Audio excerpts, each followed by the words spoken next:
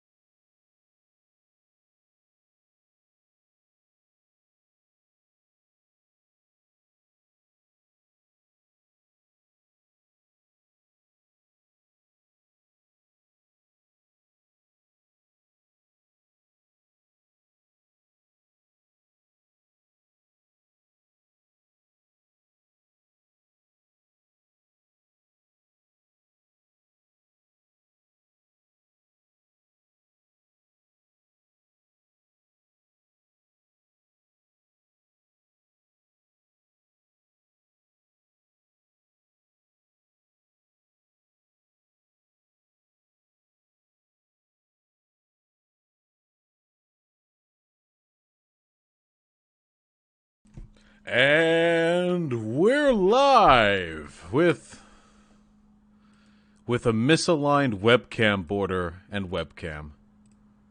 Get up there. Get up there. Oh, no, no, no. Oh.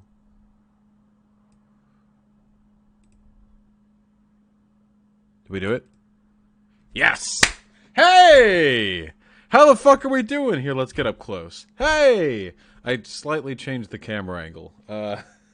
Listen, I'm moving soon, okay? And as soon as I move, I'm gonna have a nice big desk. It's gonna be so easy for me to set everything up. EYTPS with the $2. Prager poop. Prager poo! Oh, that's good.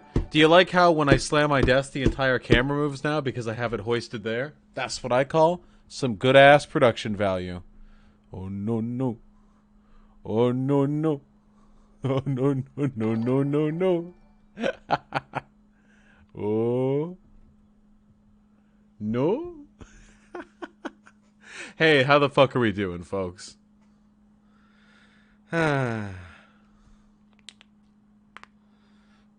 Ooh.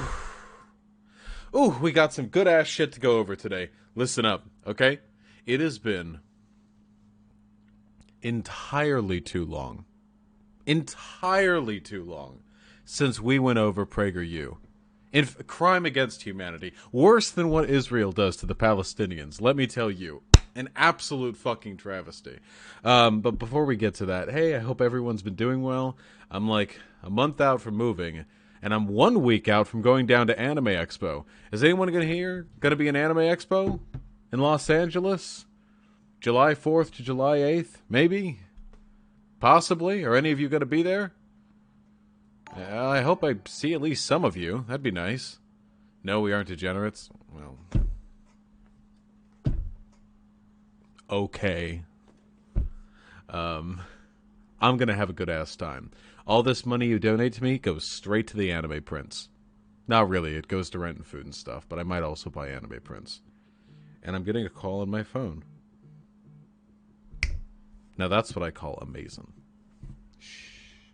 Go to sleep, little phone. Go to PAX West, you dork? Maybe. What am I, a fucking virgin? Alright, that's enough fucking around. Let's do it.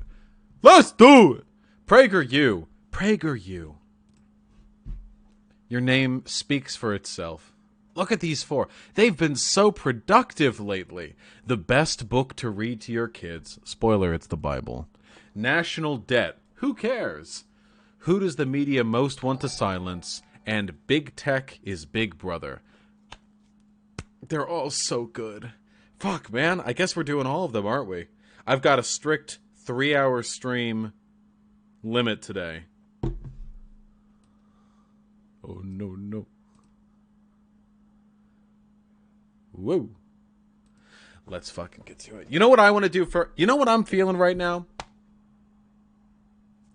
I'm feeling the national debt. How about that? Let's do the stream title appropriately.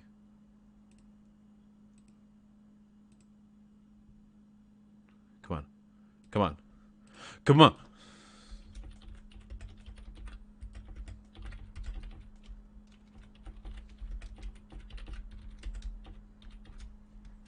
Amazing. Let's get it started in here. Please. Okay. I'm so fucking out of it. I've been doing nothing but errands all day. I just came home from driving all up and down the city. Just like 10 minutes before stream started, okay? I'm a little bit out of it. Let's get started.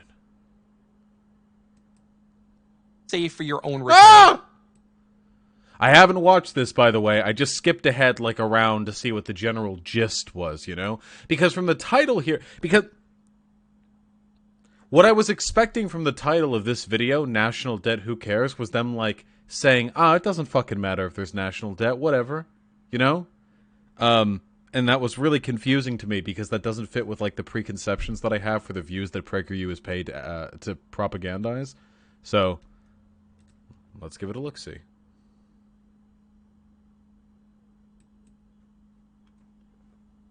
In the 1958 movie The Blob, starring a young Steve McQueen...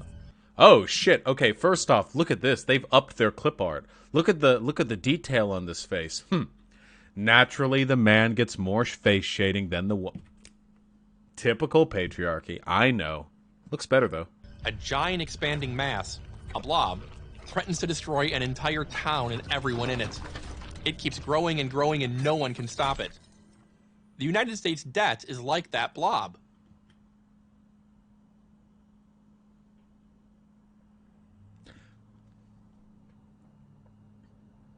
Because it's big and it's getting bigger?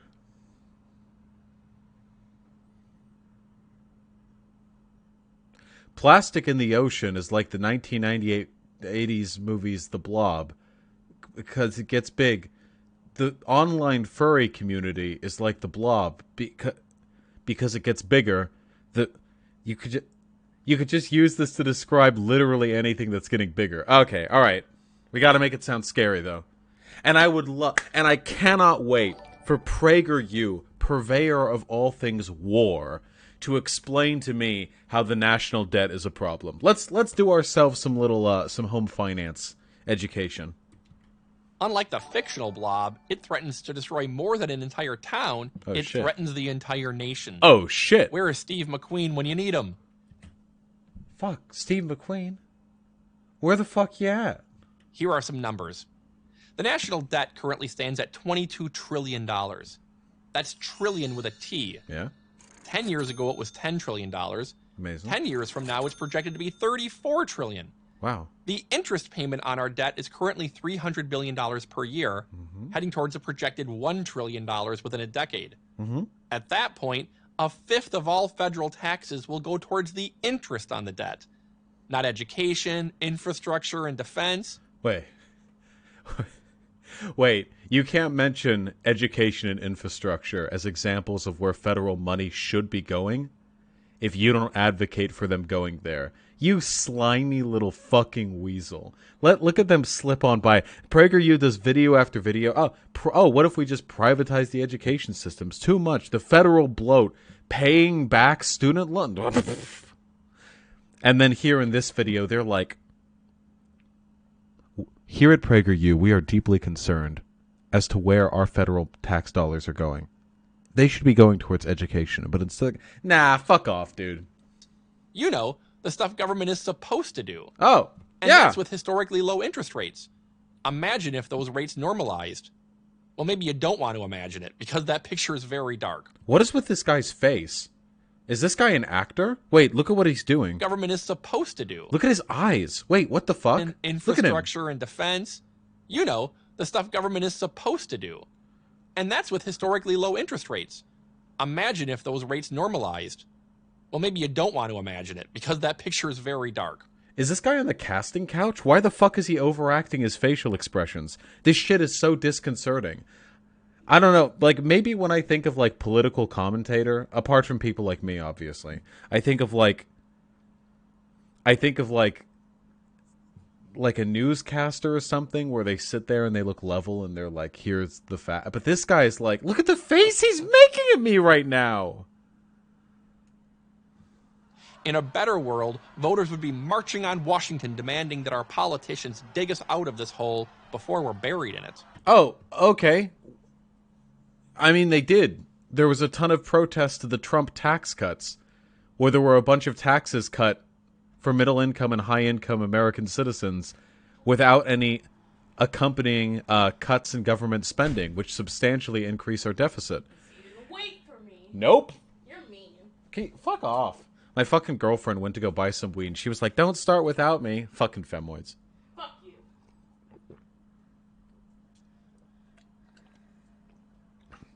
Fuck, water is delicious. But, like, wait, hold on. Let's get ahead of ourselves a little bit here. I can step ahead of this entire video, okay?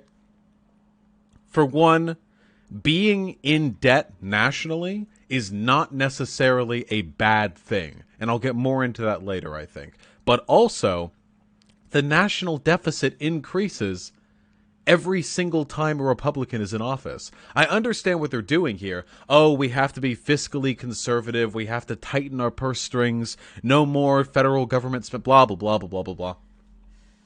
If they actually cared about this, even an iota, even slightly, they would support policies which do not increase the national deficit. Like, for example, stop cutting taxes on the wealthy, close corporate loopholes, stop spending more money on the military. It's really, really not necessary. And you can engage in cost-saving measures preventatively, too. By reforming our healthcare system, we would actually increase the average health of the population, which would mean that there are less emergency room visits and less extremely costly Medicare and Medicaid-supported treatments that have to go on into perpetuity, which might have been treated more easily and more cheaply had they gone in for preventative care earlier on. This is a really big problem. If you're poor and you can't afford a trip to a doctor, you're not going to go to them about this bump on your leg. You'll think like, whatever, it's a bruise or a dent or whatever. I'll get out of that. And a month and a half later, when it's starting to hurt and swell and leak a viscous purple fluid, at that point you think, okay, debt it is. You go to the doctor, and the doctor says, boy, this sure sucks. If only you had come in a month and a half ago, we would have been able to treat this much easier and for much less money. See, there are a lot of things that you can do to reduce government spending, but that is not what Prager U is interested in. Prager U is interested in tightening up government spending when it comes to things that actually benefit people's lives, like welfare, or education, or medical care. And Prager U is very much not in favor of tightening the government's purse strings when it comes to building a larger military, giving tax cuts to the wealthy, allowing Wall Street to get away with all of the tax loopholes they use to avoid paying back into the economy that subsidizes their shenanigans. So that's the fun little game here. Maybe we'll get to talk a little bit about how the debt isn't necessarily a bad thing. In the real world, almost no one cares. That's not true. But we should care. Okay. Any thinking person, left or right, understands why. No individual and no nation can accumulate debt indefinitely. Europe was able to bail out Greece with some loans a few years ago. But Greece is a small country. If the U.S. goes boom, there's going to be no one to bail us out. So what's driving the debt? And more importantly, how do we drive ourselves out of it? Baby. The debt has been growing for decades. It got supercharged by the 2008 recession. You know, for a very short time, and for the first time in like centuries, America was actually running a budget surplus. Do you know which president that was under? It was under President Clinton. And then George W. Bush came on. Now listen, I'm not a big fan of the Democratic Party either, okay? I'm just saying that the hawkish policies that are purportedly small government conservatism do nothing to lower the deficit. Absolutely nothing. Revenues fell while spending soared. Under President Obama, the debt doubled from $10 trillion to $20 trillion. In the first 2 years of the Trump administration, we've added another $2 trillion. So what are we to do? Blaming Obama for the increase in government debt, which took place in a financial crisis that didn't take place in his term, is a real slippy. You keep complaining debt with deficit. Please, dude, stop. No, I haven't. Debt is the total amount of money owed elsewhere. Deficit is the yearly amount you lose, the yearly amount that gets added to that debt. I don't believe I've conflated those terms once. Yeah, Obama did bail out those corporations, but the tax codes and loopholes and lack of regulatory oversight that allowed the 2008 financial crash to happen, that's all Republican trickle-down economics, baby. That's all the deregulation that's been taking place for the past 50 years. Easy peasy. First, we need to identify the Asking Vosh to not make a mistake on something he doesn't understand. Whoa! Super fighting robot, could you kindly, to avoid a ban, explain to me what factually incorrect statement I have made thus far? I encourage you, please. It is for your benefit. Fucking little cuck boys. Primary source of the problem. The video is talking about the debt, but you keep bringing up the deficit as if they're the same thing. Not as if they're the same thing. The deficit contributes the debt, you fucking idiot. You fucking numbskull. You troglodyte. You Neanderthal. What the fuck? Oh, he's only talking about the debt and what policies increase it. What does that have to do with the deficit?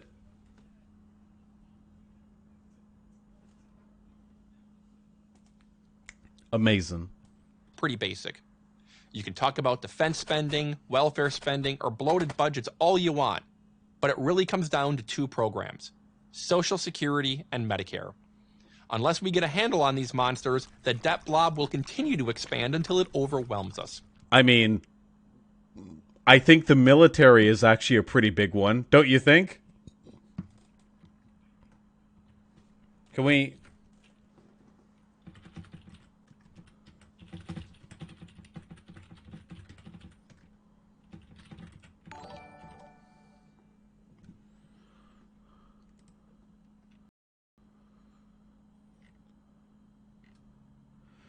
Yeah, so literally 1/2 of our discretionary spending in 2017 went to the military. So there's discretionary spending and non-discretionary spending. And non-discretionary spending refers to spending that's cut out of the budget, which goes towards programs the government cannot that they're obligated to put in, hence non-discretionary. Discretionary spending being all that juicy shit we make the choice to pay into. Stuff like the military, which contributes to literally 1/2 of our discretionary spending. And as for non-defense, transportation, and then we've got education and employment services, vet benefits, which is, hey, You know, cut down in the military, cut down in the overseas wars a little bit. Maybe we could cut down in the vet department as well, huh? Income security, health, administration of justice, internal affairs, and then other takes up a good chunk. So for Prager U to be like, let's talk about the debt. Now, yeah, some people talk about the military. Okay. Social security. Nah, dude. Let's talk about the fucking military. Absolutely, let's talk about the military. I would love to talk about the military. Debt is money borrowed. Deficit is the difference between revenue and expenditure. You pay interest on debt. You don't pay interest on deficits. Super fighting robot. I know that. I never said otherwise. What the fuck? All right. I just have to remember. Anytime somebody in chat disagrees with me, it's because they're wrong. I never said that you pay interest on the deficit. You pay interest on a debt. How would you pay interest on a deficit?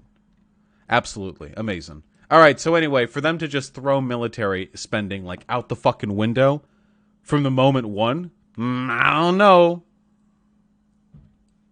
According to data from the Congressional Budget Office, I'm ready. These two programs alone face a $100 trillion shortfall over the next 3 decades. How is that possible? Super Fighting Robot, I didn't ask what the difference was. I know the difference between debt and deficit, and I have never said I do not know. The other person was wrong to assume I did not know. I asked you what factually incorrect statement I have made. Well, for starters, you've got 74 million baby boomers rolling into retirement age. Fucking 10,000 a day. 10,000 boomers a day. Fuck, dude.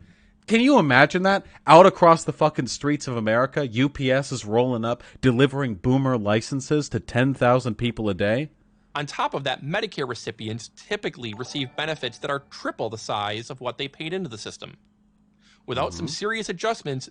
To our medical system. Wait, did you just say serious adjustments to our medical system? Is that what I heard? You do realize the only reason medical care is so fucking expensive in this country is because we literally let insurance companies just scrape money off the top and add expense to the process while contributing literally nothing? What? Did you... Wait, I'm sorry, did I... That are triple the size of what they paid into the system. Without some serious adjustments...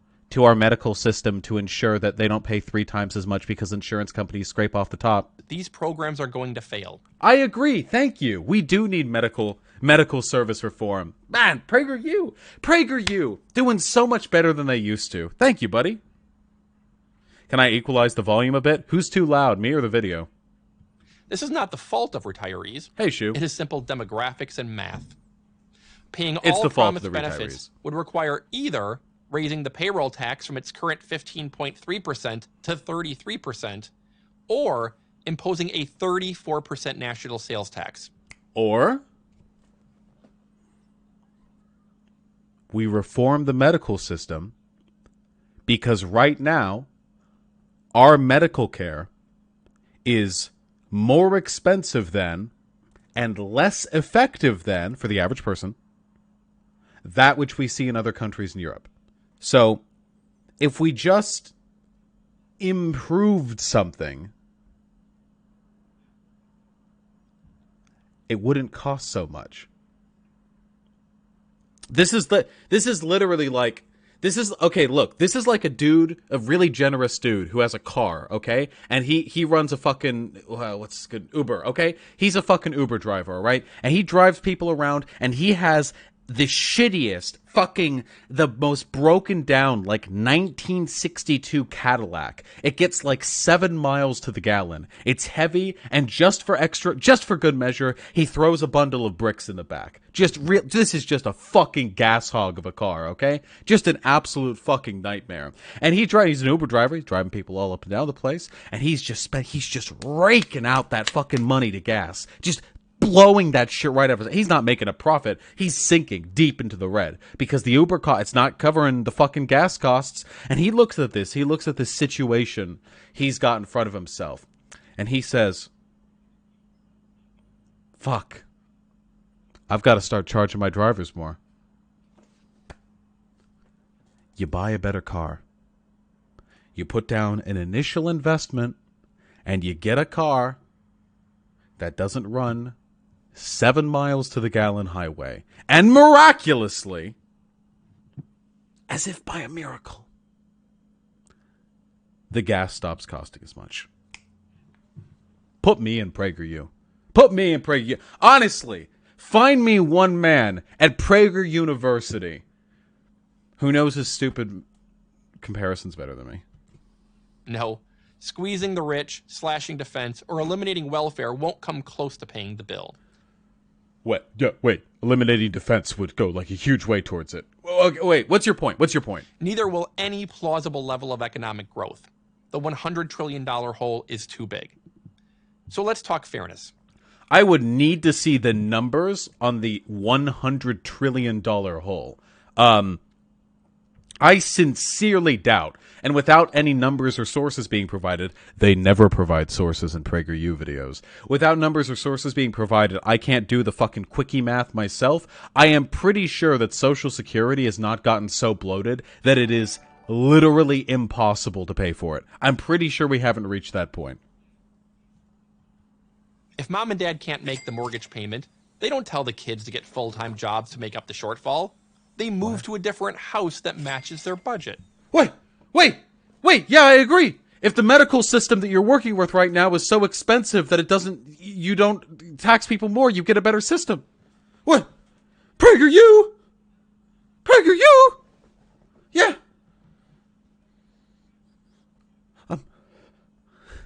Thanks. Wow.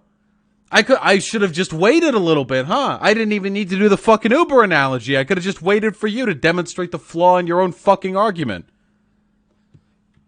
Likewise, when America promises senior citizens benefits far exceeding what they paid into the system, we should not tell young working families that their taxes must be doubled or tripled. No. We get a smaller house. What the fuck? Instead pare back those benefits to an affordable level. That's only fair and sensible, right? But when it comes to the debt, neither of these qualities seem to figure in. So what can we do? More to the point, what can you do? First, be sure to save for your own retirement. What the fuck?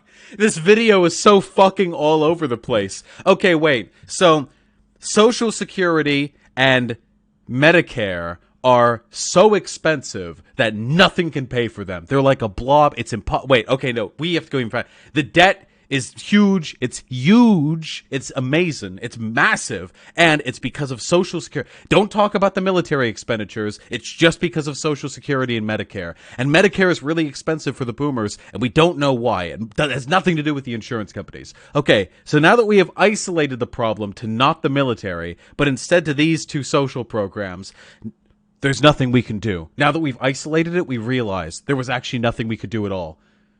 Except scale back the programs. Here, I will demonstrate why we need to scale back the programs by using an analogy that could be easily applied to explaining why we need to reform our medical care system for cost-saving benefits. And then, what can we do? Oh, I don't know.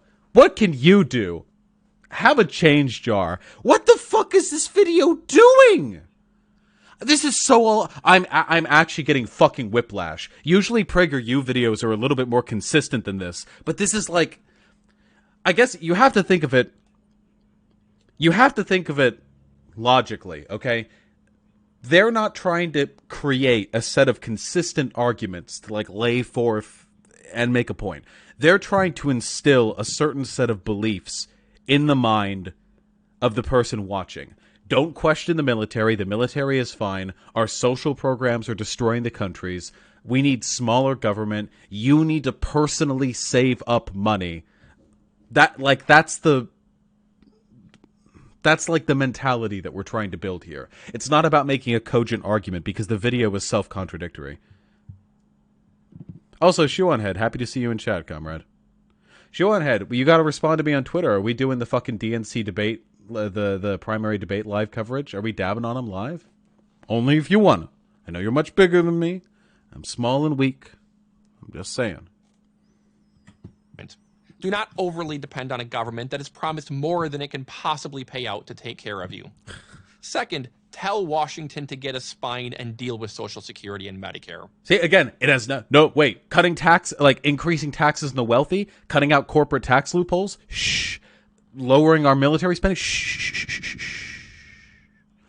Social Security and Medicare. Hey, how many of the people who liked this video do you think are boomers who don't realize that in like 5 years, their livelihood is going to rely on the success of Social Security and Medicare. Remember back during the Obama days when they ran that poll and like a third of only like 2/3 of Americans were against Obamacare, but on the Affordable Care Act it was like 50-50, and there were a bunch of people who were like, yeah, I'm in favor of the Affordable Care Act, but Obamacare? Fuck no. You remember that? That's the vibes I'm getting right now. People live a lot longer than they did when Social Security was first conceived in 1935. We need to gradually raise the Social Security eligibility age to reflect that. It's now 66. We need to get it to 68 and then 70. That's pretty straightforward. Medicare is trickier. I will admit, I have heard decent arguments on raising the Social Security threshold because we do, on average, live longer. Originally, Social Security was meant to be a like not everyone was guaranteed to reach it, you know? And nowadays, that's not necessarily the case. Of course, nobody's guaranteed to reach Social Security age, but still.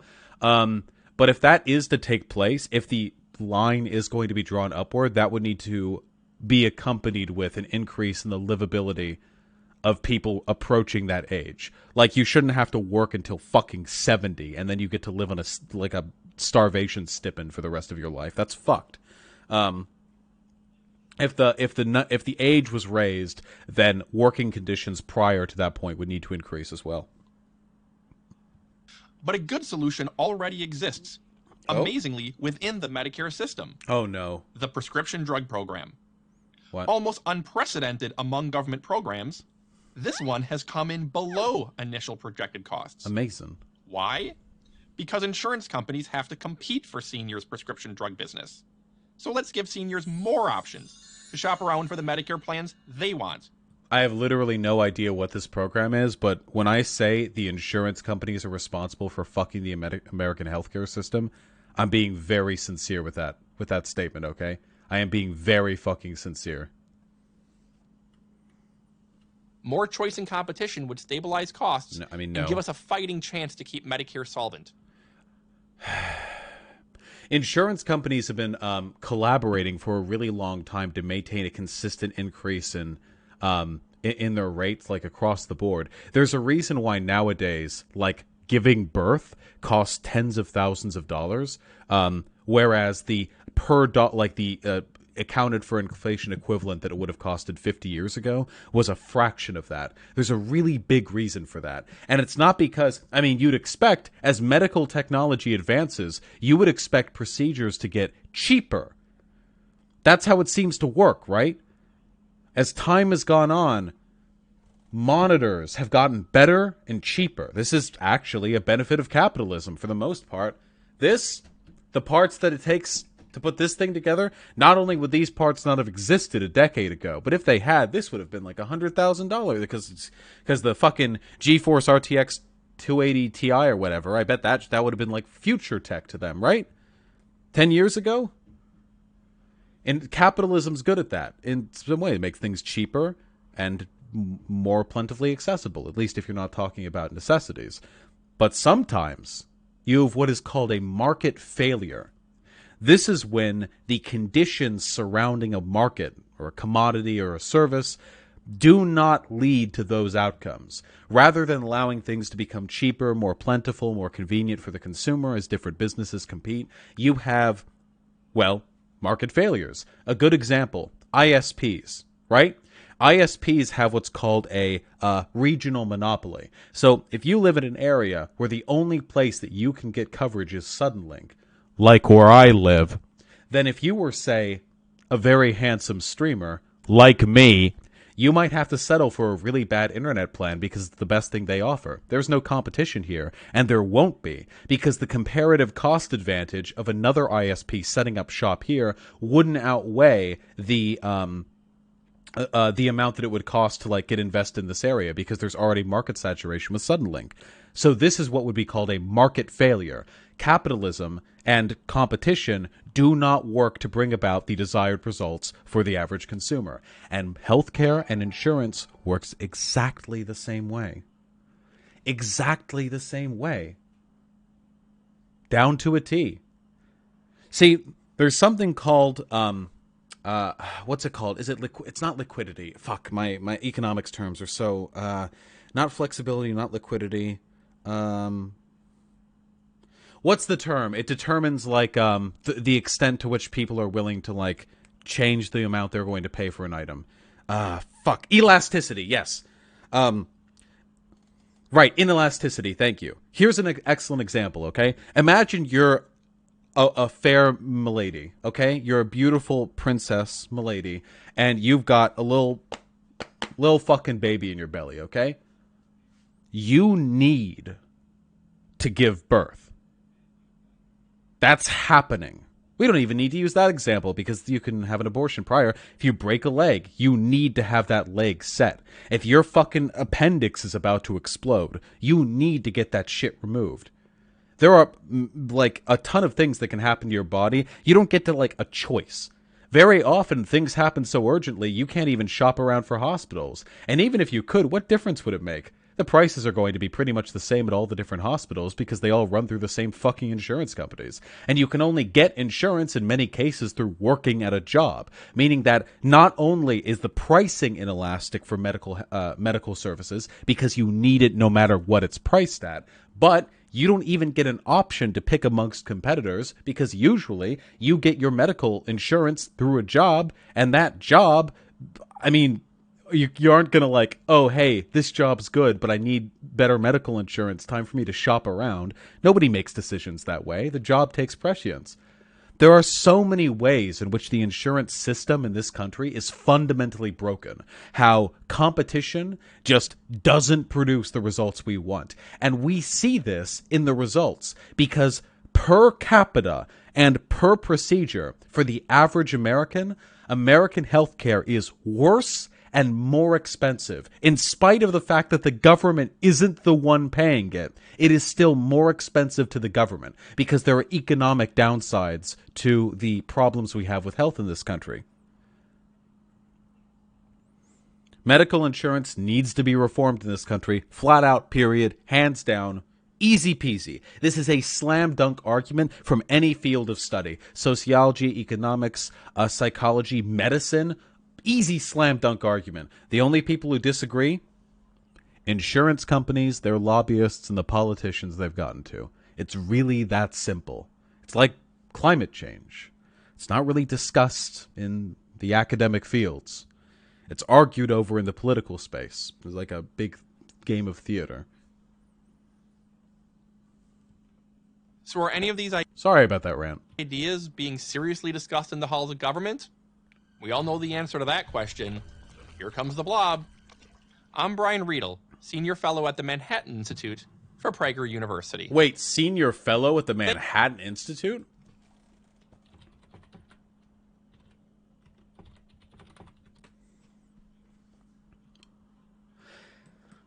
Yeah, this is... So wait, this is who they brought in? A senior fellow at a conservative propaganda think tank? That's the best they could do? That's who they got for this? So not an economics professor, no. Not somebody who's actually educated on this issue. Just somebody who makes a lot of money distributing propaganda through a think tank. Nice. Amazing. You can always tell... Listen... There's always back and forth to be had on issues like this. You know, what exactly should we do? Social Security is expensive, you know, like there are conversations to be had. But when the opposition, when people on the right, all of their opinions, all of their dogma, all of their arguments are coming from people with a financial investment in their set of policies, who are disseminating propaganda specifically oriented around promoting those policies, it's like conservatives like being lied to. I mean, all of their propaganda comes from actual financed propaganda outlets funded by billionaires. You know? I'm not saying there's not fake news on both sides, but like, Jesus fuck. This is what they've got, you know? This is how conservatives take their marching orders. They, like, listen to a person who's a senior fellow at an institution that exclusively pushes for conservative financial policies and is funded by billionaires who benefit from those conservative financial policies. And then the conservatives look at it and they go, yes, thank you for these facts, master. Please shit more of them onto my plate. I want, yes. Oh, that's a bit of corn in my teeth. Yes, I love these unbiased facts you've given me. I will own the libtards with these. Thank you, master. Fuck me. Oh, God. Let me read donations real quick. Beep.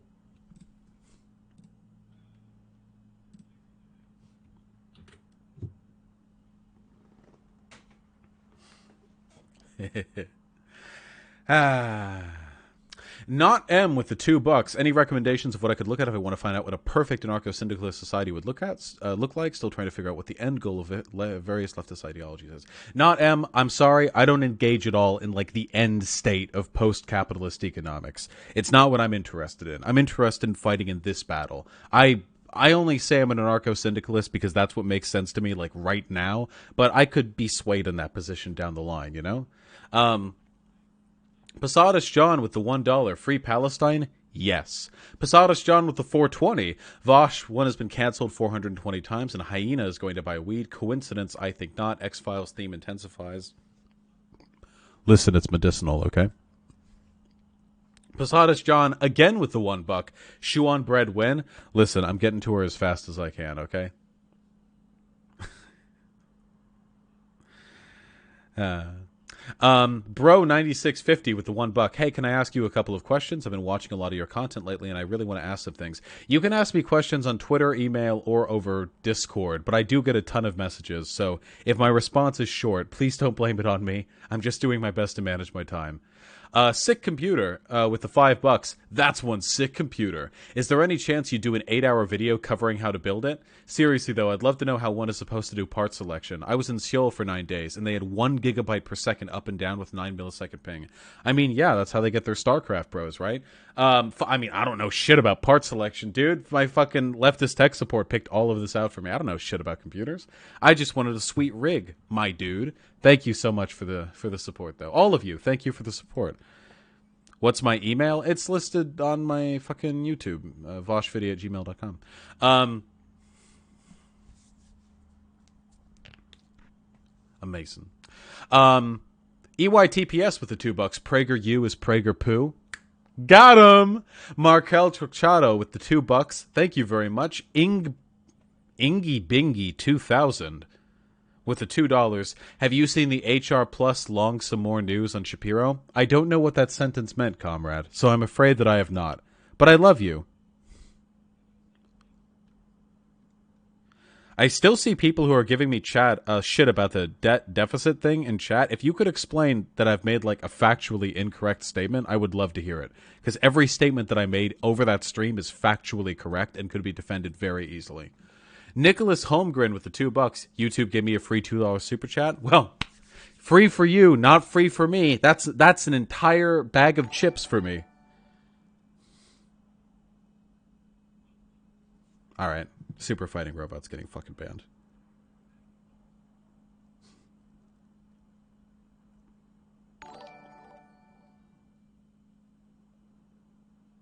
Get out of here. You can come back in 24 hours, you fucking cuck.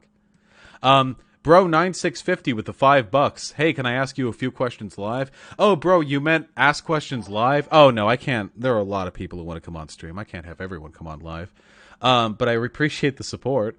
Shiloh Alayri with the $2. YouTube gave me a cool $2, so I'm giving it to you. Ooh, all these free $2 donations.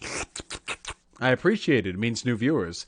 Mad Villain Monarch with the $1. Thank you, comrade. EYTPS with the $2. We need a leftist version of Prager U. Yes, we do. And oh boy, White Supreme Cis Male with the 125 Filipino pesos. I don't give a fuck about modern monetary theory. I don't know much about economics, but when I talk about it, I do my best to stick to statements that I know are factually true. So White Supreme Cis Male, who's a fascist, we've got a little game going on here, says, debt equity swaps are the tax loophole. You can't tax the rich because their wealth is all debt. That is an extremely simplistic statement. The rich can absolutely be taxed, and you can close those loopholes. The debt equity swaps, that is something that could be legislated. Also, when people say tax the rich and tax loopholes, they're usually referring to businesses more so than they are the actual wealthy people. Amazing.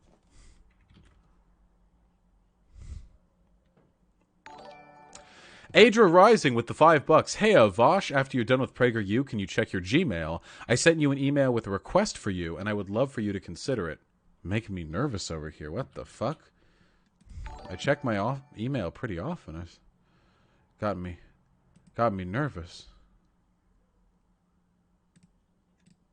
He got me a thingy. I'll have to take a look at it later. Bro9650 with the $1. I don't use social media. That's why I'm asking on Discord. Discord's a little bit like social media. I'm just worried about the growing white nationalist threat. Well, Bro9650, I'm all sorts of not being into white nationalism. Yeah, you can message me. Shit, absolutely. Yeah, Sai in chat, you're completely right. The pipeline of conservative thought leads to a massive increase in debt, unquestionably. Werewolf 435 with the $2. Comrade Cora, Prager U, YouTube poop next, please. Fuck no. This stream is about me and my brain, not about no fucking sick as hell YouTube poop. Aurora with the $5. So do you try to reach prominent rightist YouTubers to set up a debate or collaboration? This would affect their collective reputation greatly. Please try. Well, hey, fuck, I've already gotten Hunter Avalone, haven't I? And Shoe on Head isn't like right-leaning, but Shoe on Head is definitely not part of the lefty community, and I feel like I'm working on that with her. Me and Shoe on Head, formerly known Shoe on Head, now Shoe on. I feel like we're making progress there. We've got that. We talked with the distributist. John Doyle said he might debate me sometime presently, like face-to-face.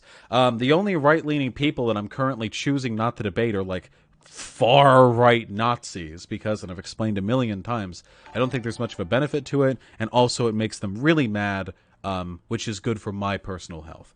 Jack Pacey with the 10 Australian bucks. The creepiest thing about Prager U videos is that they have no background music. I mean, I don't either, to be fair. What? Nothing. I was gonna say something, and then I realized I'm far behind in the stream. Never mind. I love you. I love you. Your boobs look nice. Thanks. Big and floppy. Yeah, I think having like background elevator music in the Prager U videos would make them quite a bit creepier, though. I don't know if that would be a benefit. Would I debate Ben Shapiro? Yeah, of course. That'd be an opportunity of a lifetime. Are you kidding me? Easy420 with the $1. Most healthcare insurers don't want to cross over state lines because insurance companies are gamblers, and the risk pool changes as you expand to other regions and creates a barrier to entry for smaller insurance carriers that can't afford to take risk. Yeah, there are so many barriers to entry for setting up these big, like, institutional infrastructural systems that like need to exist to ensure the longevity of a system. Really frustrating. Aliakes with the $5. I'm actually working with a small collective to create a leftist Prager U. We spent a good chunk of the last couple of days talking about it and have started work on making leftist lit more accessible. Fuck, Aliakes, I don't know if you're going to be able to compete with like Koch brother funding, but you know what? Fucking good luck, comrade. Good fucking luck. That's what I'm saying. And Prager U with the $10. Thank you. What if we call leftist Prager U Prager U? I guarantee it'll trigger the conserva clowns. I just like naming the amendment that repeals the Hyde Amendment. The Jekyll Amendment would. Is Discord the best way to try and contact LTS for part questions? I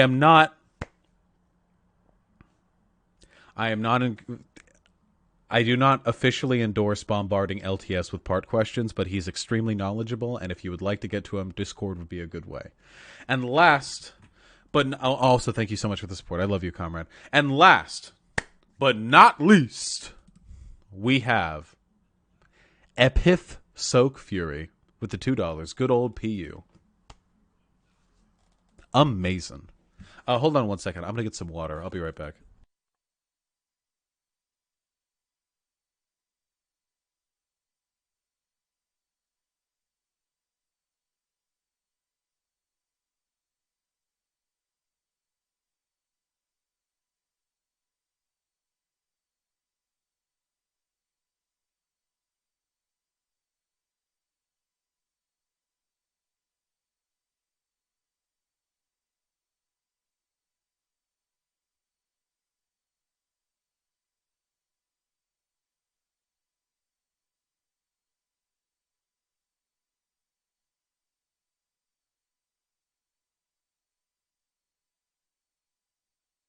My beautiful children, how long have we waited, but not a moment longer? Let's get back into it.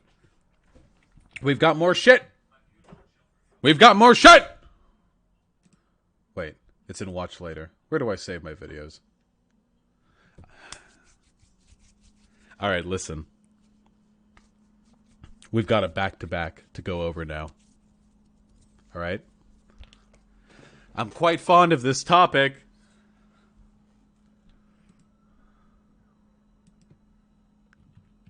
Who does the media most want to silence? Oh, God. This shit makes me want to fucking nut. Clever title. Clever title. Clever title.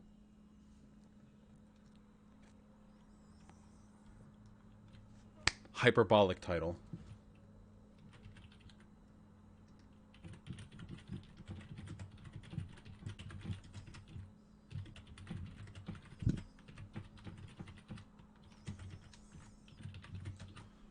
There we go. I think that's going to be a quote. I don't know for a fact that that's going to be a quote from this video, but I'm pretty sure it's going to be. Amazing. It's true, though. They do. All right. Let's do it. Who's the first woman appointed to the Supreme Court? My guess is that most Americans would answer Ruth Bader Ginsburg. She's so famous now that she's often referred to by just her initials, RBG. Elevated to the High Court by President Bill Clinton in 1993, the left-leaning Justice Ginsburg was the subject of not one, but 2 movies in 2018 alone. But she isn't the first female Supreme Court justice. She's the second. The first doesn't have a movie named after her. That's because Sandra Day O'Connor was appointed by a Republican president. Oh, boy. So, you know how conservatives like to complain that left-leaning people love victimization, self-victimization, like they love playing the little baby? How much of a pathetic little fucking bitch do you have to be to believe the only reason why RBG has gotten more attention than Sandra Day O'Connor is because she's a Democrat and Connor is a Republican, or appointed by a Republican? Jesus Christ. Can you imagine? Like, listen. When I was 6 years old, my mom took me out to the ice cream truck. And I got 1 ice cream. But Billy's parents, they got him 2 ice creams. The reason why?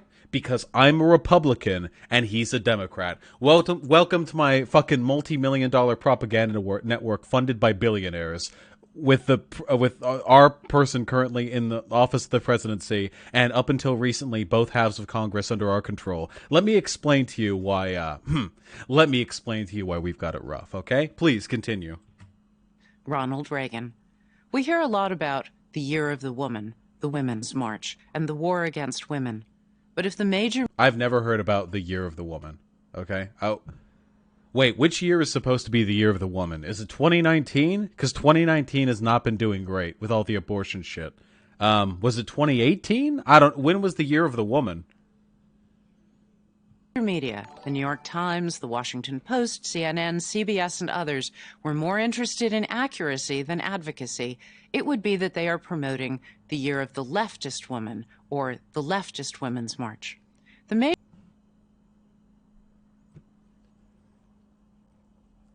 You're supposed to say this part quiet, because what you essentially just admitted is that advocating for the rights of women and supporting women are fundamentally left-leaning values. I thought the typical lie for the conservative was, "Oh yes, we also celebrate women. You know, we just don't do it in your degenerate, hippie, women going too far, femoid misandry ways." But the Women's March was pretty explicitly like about women. Like you could be like a conservative or a centrist woman and still participate in the Women's March to fight for women's equality, and you'd be fine. It's just weird how conservatives end up coming down on the opposite end of basically every social issue that affects women. Major media like to pretend that all women think alike and that conservative women... Chairman of the Independent Women's Forum. What think tank are we working with here?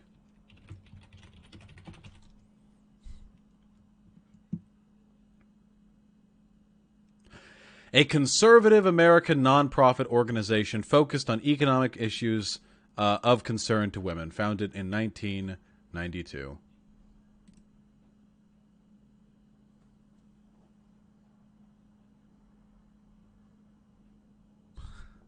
Fought against the United States Department of Education's Office for Civil Rights enforcement of the Title IX gender equality legislation, emphasizes traditional family roles and cultural norms as essential for civil society.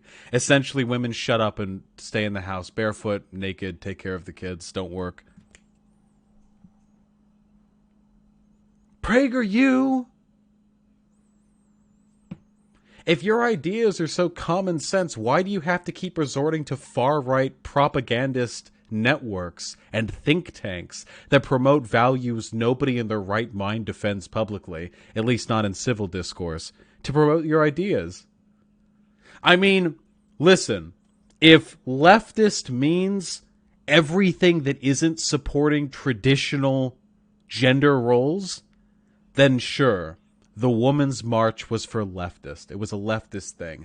But I feel like you're conceding territory there, because what you're essentially saying is that everything good is leftist and everything bad belongs to you. I mean, if you're okay with that, how do you think it works, them getting people on board for the Prager U? Do you think it's like Prager U messages these people and they're like, "Hey, we're doing a video on this," and you're like you're a representative of like a soulless think tank that like uses money given to you by billionaires to regurgitate propaganda? Do you want to get in on this? Or do you think they contact Prager U and they're like, "Hey, we really fucking hate women and poor people. We're perfect for this organization"? I have no idea. I really want to know who messages who, you know? All right, let's do it. Women are just the exception that proves the rule. Hey. That all women think alike and that Whoa! Women's March. There we go. Okay. The major media like to pretend that all women think alike and that conservative women are just the exception that proves the rule. Nobody's saying all women think alike. Mainstream feminist thought is all about promoting women's ability to do whatever it is they want, including stay at home and be a housewife if that's what they choose to be. Your organization specifically promotes traditional gender roles, meaning you are the ones not only saying that women are a monolith with a specific like collective set of thoughts, but that they should be legislated and encouraged socially to maintain that monolithic status. That is what your organization pushes. But according to a 2018 Pew Research study, about a third of women are Democrats, a little less than a third are Republican, and a little more than a third are independents. Yeah? Nobody said otherwise? Damn, them some fucking hot silhouettes. Wait, these silhouettes are hot as fuck. All right, wait. Am I fucking crazy, or do they put, like, a lot of black women in the Republican one? All of the Democrat ones have straight hair, And then in the Republican one, this one and these two both have kinky hair. I don't know. You trying to slip one under us, up under us, right there with this one? So if there are all these conservative women around, how does the media make it seem like they barely exist? Literally nobody is saying they don't exist. Wait, I love it when Prager U videos do this. When they like ask why something is the case, when they have yet to demonstrate that thing is the case. Nothing in this video so far has indicated that the news networks are like pretending there are no conservative women. Nobody says this. So why are they pretending that other people say they don't exist? That's kind of weird. They use 3 strategies. Oh. The first is omission. If you don't see something, you don't have to deal with it. Open up a glossy magazine. Every liberal woman is glamorized, stylishly dressed, beautifully photographed. Their personal stories are almost always an inspirational version of Joan of Arc. They have overcome overwhelming obstacles to make the world a more compassionate and tolerant place. Glamour magazine recognized 11 Democrat women among their 2018 Women of the Year. No Republican made the cut. Yeah, it's not our fault you're shit, dude. What the fuck? Like, this is the most... this is the most, like... Fuck, dude. I thought... Wait, aren't you against affirmative action? I thought you were against affirmative action, but here you are saying there should be mandatory quotas for Republicans and being recognized for their political achievements. Ooh, it's not my fault you're all shit, dude. It's not my fault you're all fucking suck and you're fucking idiots and you can't argue your positions properly. These are supposed to be like the best of the best propaganda videos, and these Prager U videos are fucking laughable. They're literally advocating for affirmative action here. First Lady Michelle Obama was on the cover of Vogue 3 times. First Lady and former fashion model Melania Trump? So far, not once. I mean... Yeah. Sucks. Melania sucks a lot more than fucking Miss Obama. What are you gonna do? I'm sorry. This is so fucking whiny, dude. So their argument is that the media pretends that all women are the same by saying there are no conservative women, which they're then substantiating by the fact that comparatively left-leaning magazines don't feature conservatives. Like one magazine, Vogue, in particular.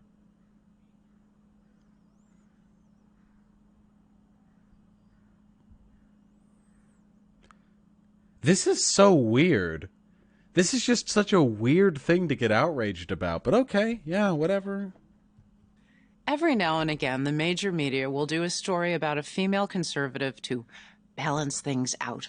But can you substantiate the claim that they do so to balance things out? Have they said so? And even if it is to balance things out, yeah, it's like letting the idiot, the idiot redheaded stepchild have a go at eating at the fucking dinner table rather than out of the dog bowl. Like, you have your little time in the limelight. That was so mean. You have your little time in the limelight, sure, but I don't understand how that reinforces your point. But let's be honest. It's not balance. It's tokenism. Yeah, dude! It's affirmative action. I agree. There should be none of you people anywhere in media. I agree. The second strategy the media uses to diminish conservative women is mocking.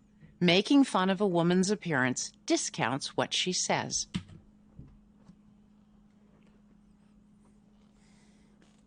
As opposed to conservative people who don't make fun of people's appearances to diminish the validity of their point.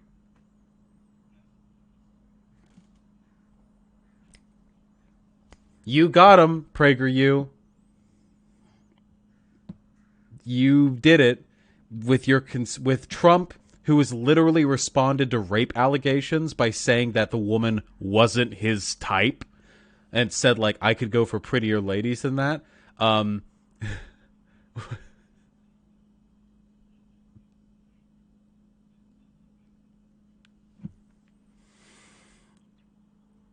Yeah, okay. To the party that still maintains the conspiracy theory that fucking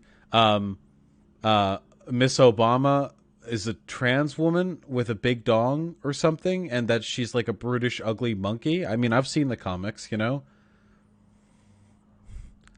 Like, this is laughable. The ad homing is way more prominent on the right than it is on the left. Like, massively so. Especially when it comes to women. Because, like, right-leaning fucking boys hate women. They're, like, mad and scared. And we don't? At least not as much? Fuck, dude, this is just so weird. This is like... This is the most bizarre... Like, this would be like if a conservative came up to me. Like a Ben Shapiro type. And Ben Shapiro came up to me, and he slapped the fucking chair down. He turned the chair around, so he sits down on it, and he's, like, straddling the back of the chair while facing me. He looks up at me by, like, 3 feet, and he says, Vosh, you know what my problem is with you? You don't support trans people enough. It's really fucked up, the transphobia you do. Like, I admit, Ben Shapiro, you've got me. I'm at a loss. You would think the major media would resist this kind of objectification, but they don't. Wait, making fun of somebody's appearance isn't the same thing as objectification. Nice try. You might want to brush up on your terms there before you make a propaganda video about it. Not if the target is a conservative woman.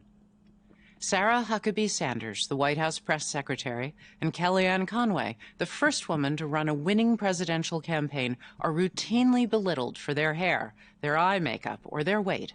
Just list like two people. Here are 2 people who get insulted. Has everyone seen like that image that gets passed around? Like, here's Republican women, and it's a bunch of like hot, like dumb bimbo blondes that like do anchor work for Fox News for 3 years before dropping off the face of the earth, you know? And then here are the Democrat women, and it's a bunch of like women in their 60s and 70s who are like accomplished stateswomen that have been in politics for decades. And the just like, I'd rather have the Republican women. Yeehaw! Like that shit. We've all seen that image, right? I've seen that image plenty of times. That's a popular fucking image. This is ridiculous. Their significant accomplishments, in contrast, are rarely acknowledged. Why? Because the media doesn't like their boss, and it treats women who work for him as traitors to their sex. Yeah. Yeah. Is it really an accomplishment to run a winning presidential campaign if the person who you got into office is a dipshit? And yeah, you kind of are a traitor to your gender if you constantly advocate for policy positions that deliberately fuck over your demographic. I mean, I'm sorry. You can stop sucking anytime. You can stop being shit anytime you want to. It's on you. We're not holding you to it. You can stop. The third strategy the media uses to demean conservative women is labeling. Using stereotypes precludes there being a valid reason for conservative women to hold the positions they do.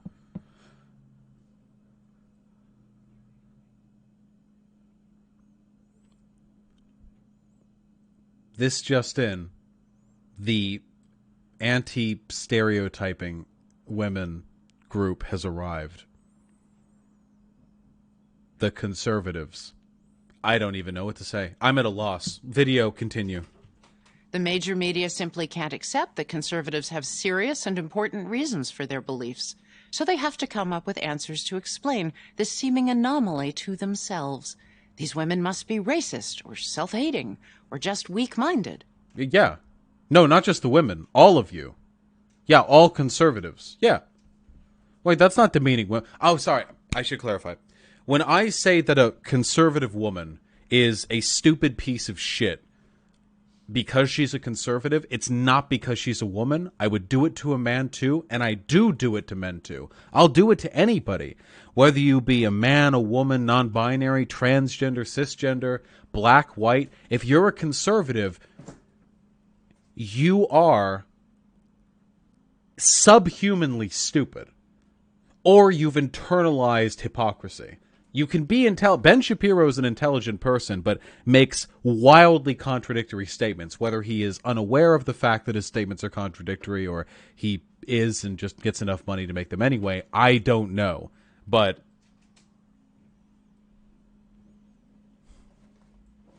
i.e., I make fun of everybody? Well, no, I make fun of conservatives. Fuck me. Here's how Barbara Streisand put it to the Daily Mail in England.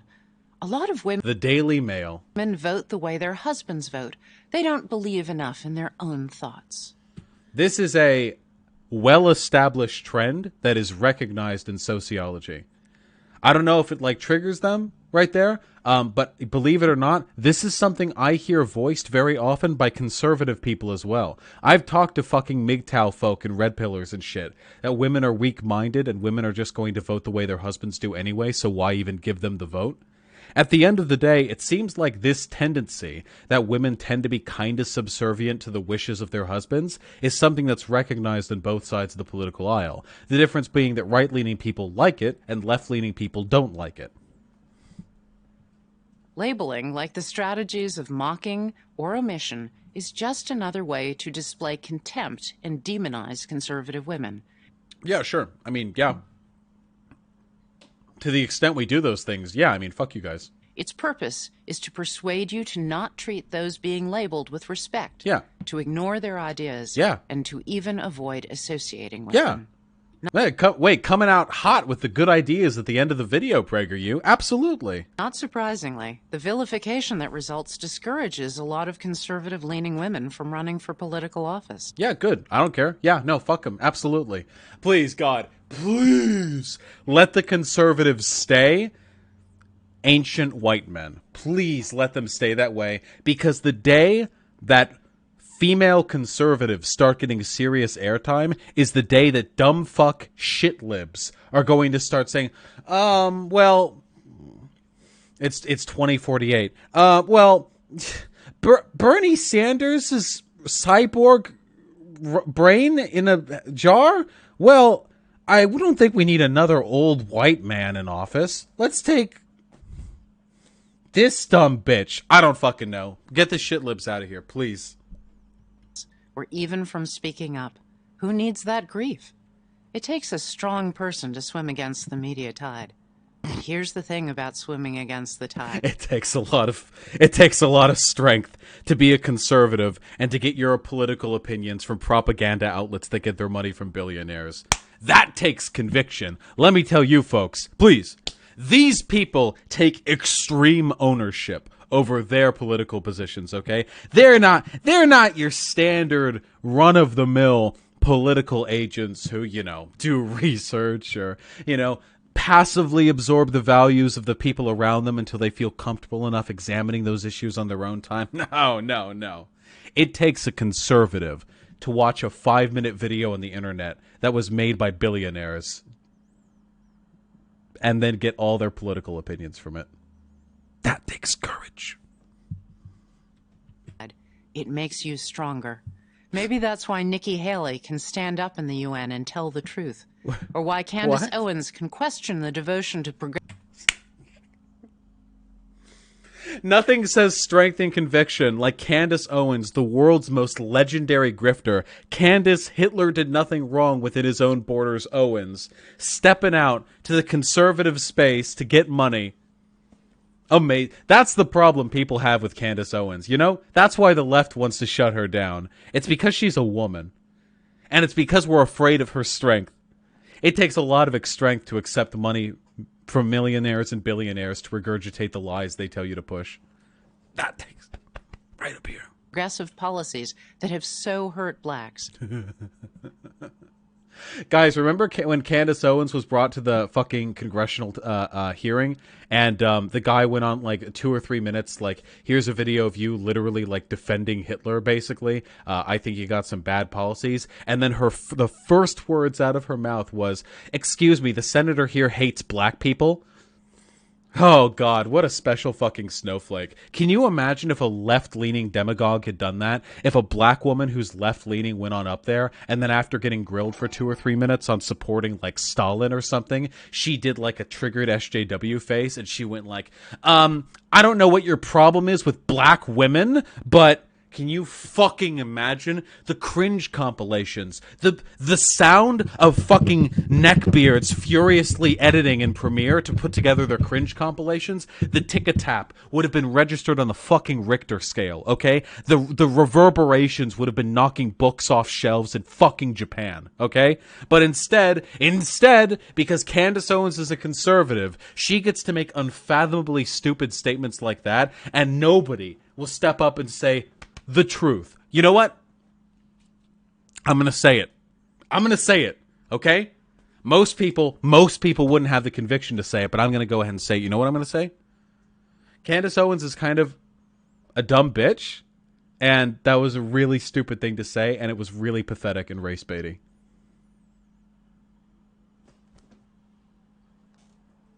Hope big media doesn't come after me. Or Ayaan Hirsi Ali can take on the cause of truly oppressed women, those living in radical Islamist societies. We need these voices. I have no idea how that last bitch was, but judging from the content of this video, by standing up for women in truly oppressed societies, what she probably means is shitting on Muslim people constantly all the time. And more like them. That's why it's so important to encourage a more respectful, inclusive debate. We should want...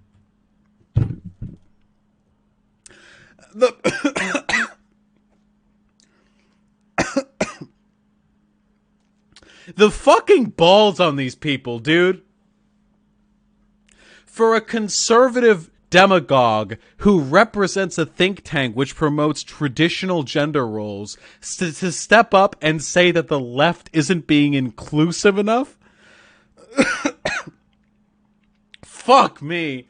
Man, we need to get some fucking ball. Where are the lefties? This is the problem. All the left tube videos, 40 minutes, well-researched, sourced, extensively documented. The right-leaning, this, you can just say whatever. You can literally say, you can make a Prager U video. Listen, you could literally go up and make a Prager U video. And I know this because they do this. Fucking Dennis Prager sits down.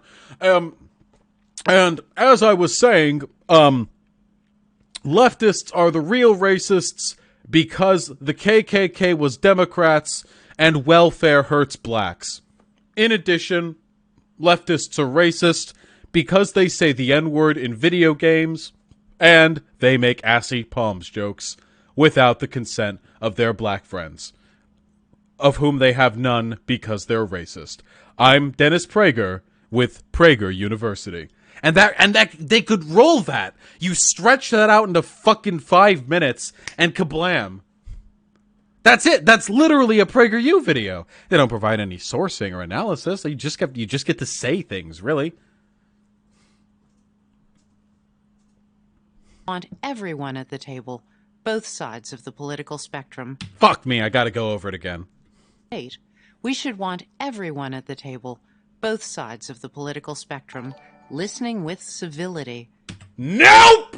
Sorry, buddy. When one half of the political spectrum is filled with literal fucking chimpanzee retards that have internally contradictory positions and whose only consistent goal seems to be representing the monetary interests of the big businesses that fund them, I'm talking mostly about both parties here, but holy fuck, the Republicans are worse at this. Republicans are not to be taken seriously at any point in time, under any circumstances. Democrats, you can take about yay seriously, okay? Just a little bit. You get like a little bit right there. Maybe a few of them. Bernie's okay. AOC, I really like, Ilhan Omar. You can get a little, Republicans are clowns. You know the picture? Putting on the fucking clown shoes? Every Republican fucking congressman and senator, every day, getting ready to go out there and do absolutely nothing for the country while representing big interest. Tying up the fucking clown shoes. Gotta get them both on. Gotta get them nice and tight. Big flappy little bit at the end. flappy clown shoes. Now let's go on out there and pretend we represent the American people. Republicans are subhumans, okay? And I desperately feel bad for the people, for the conservative people who are so unintrospective, they aren't aware of the fact that by being a conservative, a substantial a part of their brain is gone. They don't realize when they walk why their head naturally falls to one side. And because the conservative fucking the fucking paradigm has scooped a section of their gray matter just right out of the fucking skull. I feel bad for them. I really do. At least people like this dumb cunt and the people who funded her and the people in her org and so on and so forth, they all know what they're doing. She doesn't give a fuck about women. She thinks women are stupid and need to be led around by husbands. I mean, she literally comes from an org that supports traditional gender roles. We know what that means. And the people around her don't care either. You know what they do care about? They care about the money that they get in from the businesses that they represent. The Democrats do to a large extent too, but the difference is that for the Republicans, underneath that papier-mâché exterior of lobbyist billing, there's nothing. There's nothing inside. It's just money and legal documents. That's it. There's nothing underneath there. And they are not to be taken seriously under any circumstances. That way we can be better informed and make better decisions. Not literally, you can't. This is such a centrist fallacy right here, which they're saying, by the way, and this is a lie. They would never argue in the alternative. If we lived in a society where Democrats were having their voices silenced, do you really think that Prager U would put out a video saying like, hey, stop maligning Democrats. We need everyone here at the table to represent our... No, of course not. So they're obviously lying. But the suggestion that having Republicans present in public discussion improves discourse is contingent on the idea that Republicans don't lie all the time and present good ideas, which they do and don't, respectively. So if you hold conservative views, you have a particularly important role to play. You need to speak out. You need to your walk friends, out your into family, the ocean. And your coworkers. Speak out. Speak out to all your family, your friends, your coworkers. Please. End my life. Right now. Craig, from The Office, you have a stapler in your hand. Do it. Do it, you son of a bitch. End it. That's what you need to say to the people around you. Let them hear your thinking, and then let them make up their own minds. The media may pretend you don't exist. They may even mock or label you. They want to intimidate you into silence. That's not fair, and that's not right. Don't let them. This is so fucking patronizing. Imagine unironically making this video when the biggest news fucking outlet in this country is Fox News. The biggest radio, talk show host is fucking Rush Limbaugh. The president is Republican. The Senate is Republican. The House was Republican up until recently. The majority of this country by fucking square mile is Republican. By a huge majority. The idea that these people are being silenced and that this silencing is being done through their erasure is hysterical. It is a comedic farce. I am going to die laughing. This is an attack on my well-being. It is disgusting that they can get away with saying this stuff without everyone involved in the production killing themselves out of shame. Which I do sincerely hope eventually they get around to doing. I'm Heather Higgins, chairman of Independent Women's Forum for Prager University. Look, I went that whole video without ad-homming her appearance and proving her point. Hold on, I need more water. I'm a thirsty-ass boy today. In a video game.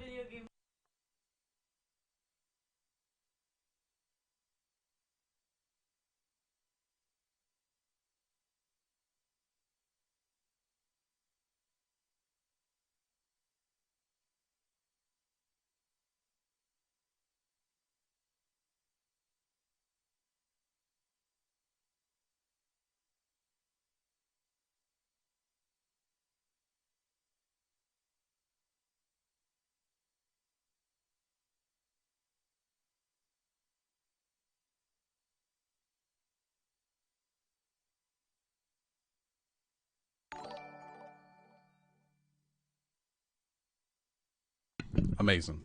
Howdy!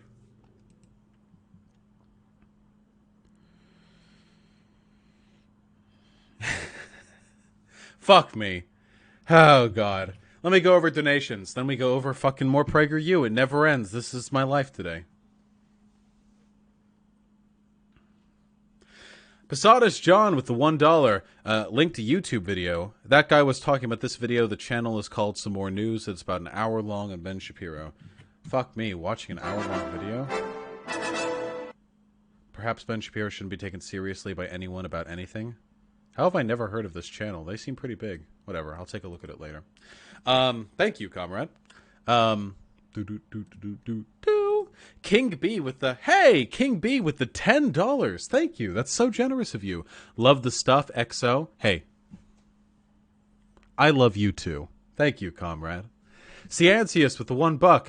If you take your savings card, remove Sevier, you end up with Young's card. Who the hell is Young? Is that the leader of the Illuminati? Do they support the FFN objective? So many questions.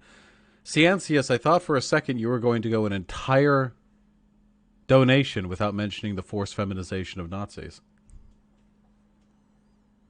Clearly I had too little faith in you. Comrade Solaire with the $5. Hey, love your stuff. Check out National Socialism Was Socialism, Rethinking World War II History by Tick. It's pretty dumb. I don't like looking at...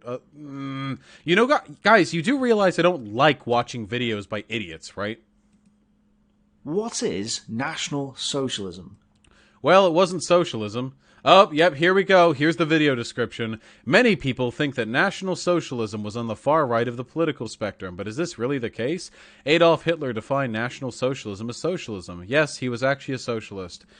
Except he murdered the actually socialist members of his party, decried socialism, said that communism and socialism were invented by the Jews, who he then, genocided. Okay, right, nice meme.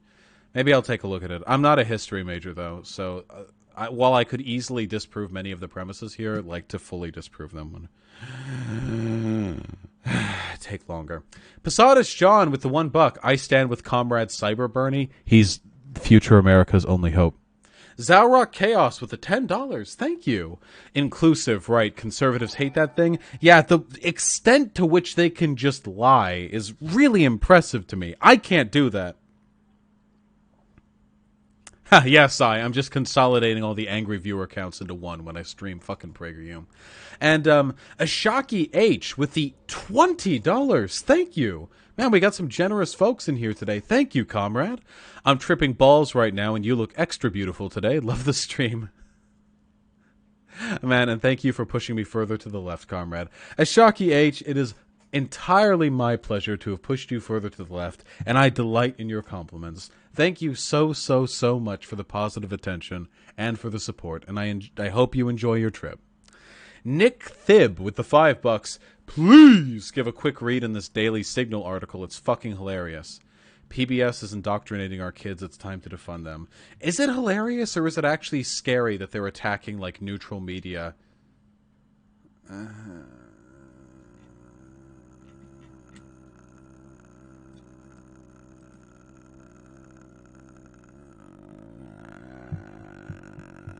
Amazing! And Zalrock Chaos with an additional $10. Thank you. Thank you so much. Conservatives are being silenced. This is like the lie that Christians are the most persecuted religious group. Ha! Yeah, conservatives are addicted to the persecution complex. Everyone says that about everyone else, but I can substantiate it, okay? Because I don't whine about this shit. Like, unironically, think about it. I'm an anarchist, okay? That means most professors are not going to talk about, the political opinions that I have, publicly, because it's super fucking controversial and will get them looked at by the dean, by the board of administrators. It'll get protests going on. My political system is derided pretty much entirely in the public space. No one gives positive representation to anarchism, gender abolitionism, my views are legitimately maligned, but I don't bitch and moan about it like a fucking baby. I go out there and actually work to make the world a very slightly better place by doing this shit. Very slightly. I do a little, but But I don't fucking whine. I don't make videos like leftists are the most oppressed, even though we are. I mean, just factually, left-leaning perspectives like socialism have been obliterated from the public space, like post-McCarthy era, you know.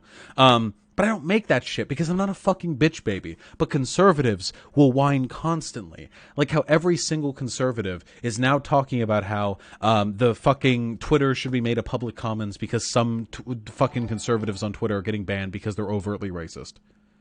It's pathetic. It's really sad. Fuck me. Whoa. Mortician44 with the tier 3 subscription. Thank you, comrade. Thanks for all the content, Vosh. Going to be great to see the channel grow over time.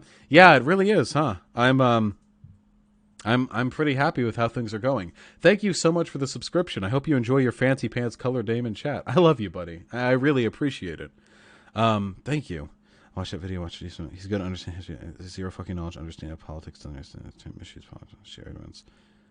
Historical issues. Araxial, I would have to look over it to see for myself. But if he's genuinely politically ignorant and not a Nazi who's grifting, then I guess that's better. Or maybe it's not. Ciancius with the $1. I got some advertisement and accidentally ripped it off in such a way it says Young's car and decided to be weird. And higher donation without mentioning important policy. I agree, Ciancius. Forced feminization of Nazis is about as close as we're getting to good praxis these days. And Zeke the Sheik with the $1. Vosh, go on, come down. I've never listened to an episode. If I'm ever asked to go on, I'll go on. Easy peasy, okay? That's simple.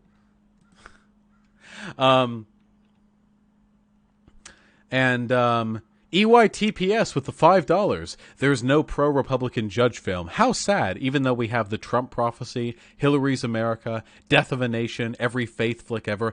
Yeah, there's a ton of like pro-conservative like political movies out there. The problem is they're all trash because they're blatant propaganda.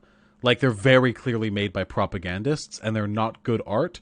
Like conservatives are really bad at art. That's why they constantly malign it and why conservatives are generally not the ones making art.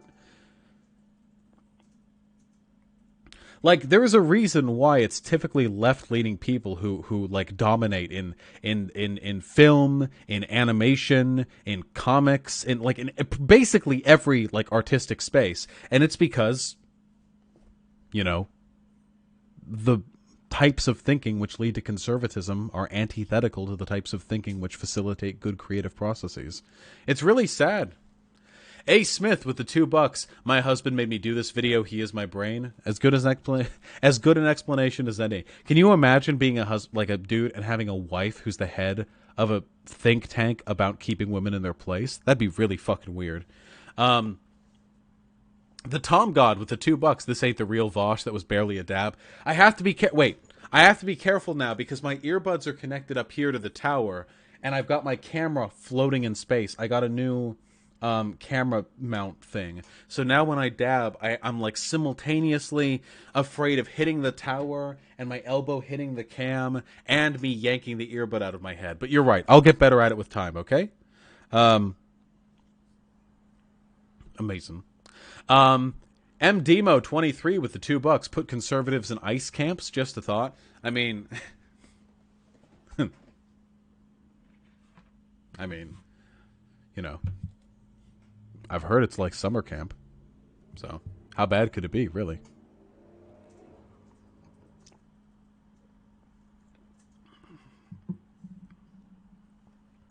Edgy guy on YouTube with the $5. It's stupefying how much conservatives virtue signal with how much they say we do it. Never be deceived into thinking that conservatives, it's like fascists, because most conservatives are at least somewhat fascist. I know that sounds hyperbolic, but really, don't let... We can see your tummy? No, you definitely cannot. Don't let them make words so scary that they can no longer apply in common discourse. Racist, sexist. You think I'm racist? Yeah, no, yeah, definitely, yeah. You think I'm a fascist? I mean, yeah, you sure do demonstrate a lot of those characteristics. And like fascists, conservatives play with words. They do not care. They really don't care and I know this sounds hyperbolic, about things like truth or like just, honest rhetoric. It's not important to them. It doesn't matter to them. What matters is and I talked about this in my Politics 101 video. What matters to them is pushing a specific set of principles. Did I knock the cam out of place? Ha, I did, yeah. Hold on.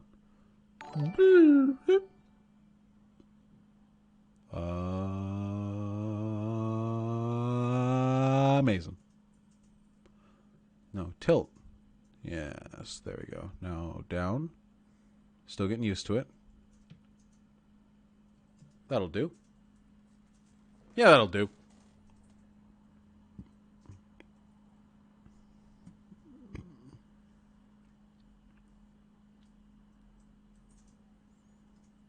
Anyway, being truthful is just not part of the value system of conservative-leaning people. So, if they're applying something to you, like a term like virtue signal, it's probably something they're guilty of as well. And they probably know it, too. Holy shit! Hayfo with the $50! Fuck, Hayfo! Hitting me the fuck up. Hitting me, giving it to me. Pouring it down my throat. Thank you. God damn. With the $50, conservatives can't make good art that would be widely celebrated in culture because they don't have empathy. It's true. Being able to empathize with the experiences of others is a pretty important part of making good art because it describes the human experience. And it's not, oh no, and it's not something they can really do. Ooh, embarrassing. All right. Thank you so much. Let me wrap up these donations here. Arthur with the tier 1 subscription, thank you. I got a resub because I'm a slave to the Vosh pit, but while I'm here, what do you think about short Fato Taku? I know literally nothing about short Fato Taku. Comedian WW. Comedian WW, not all of them might think that they're dishonest. Some of them may think they're being truthful. Fuck me. Some of them may think they're being truthful, but those people are riddled with, like, internal agitation, like hypocrisy.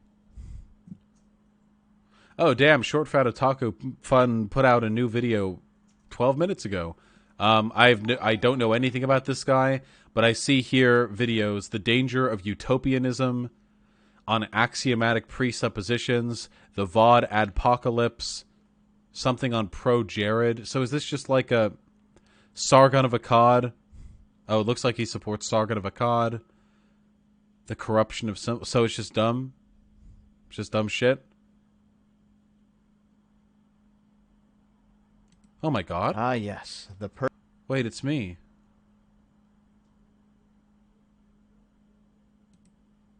Oh my god, it's me. I've seen this. And never looked back. Now I write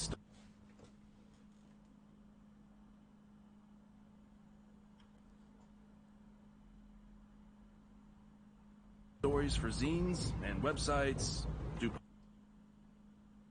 podcasts, protests, try to make some positive change. Whatever. Wow.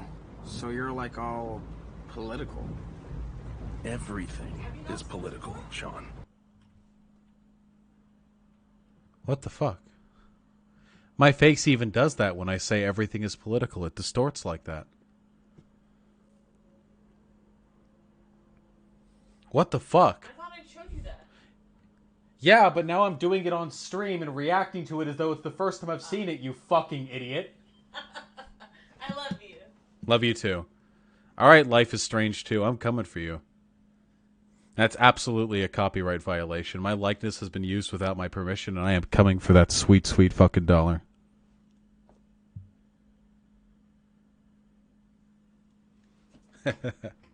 Thank you for exposing the truth to the audience, babe. Is this Life is Strange 2? Yeah. Is this why you refuse to play it? Because you're in it? No, I don't get why Life is Strange 2 exists. The first one was about photography and time travel, and in this one there's no photography or time travel. What's it about? You! Alright. That's what I think about Short Fat Otaku.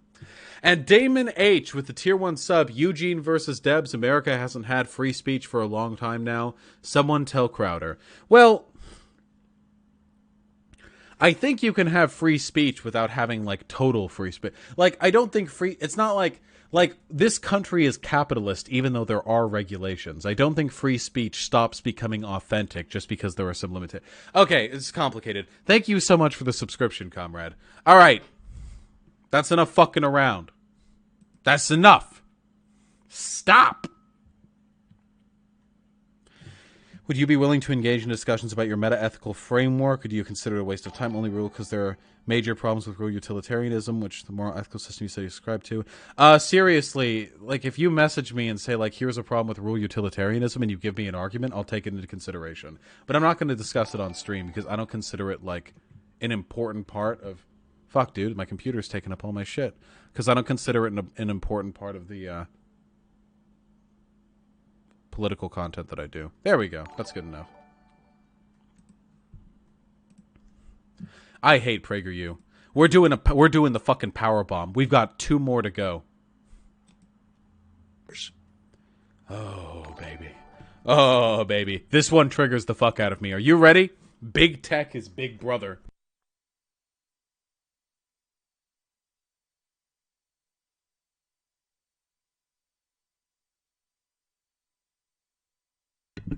Araxiel, the My Ambitions contains stuff relating to my streaming. Stream assets, video production, that kind of stuff. To be sorted is pretty much 100% porn. That's why it's got a little red X up there. To remind me not to double click it on stream. And get me banned from YouTube.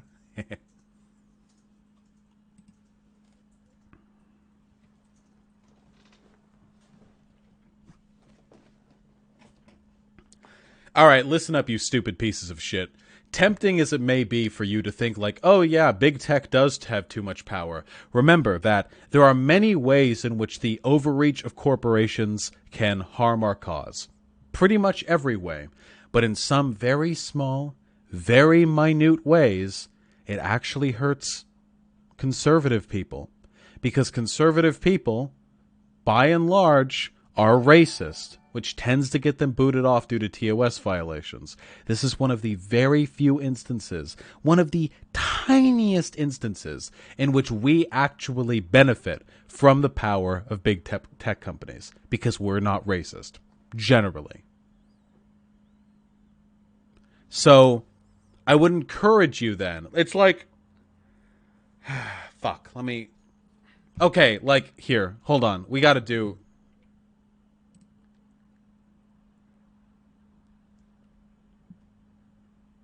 Okay, listen. Here you go. We don't need to do paint streams anymore. Now we can do Clip Studio paint streams. Look, it's so much prettier.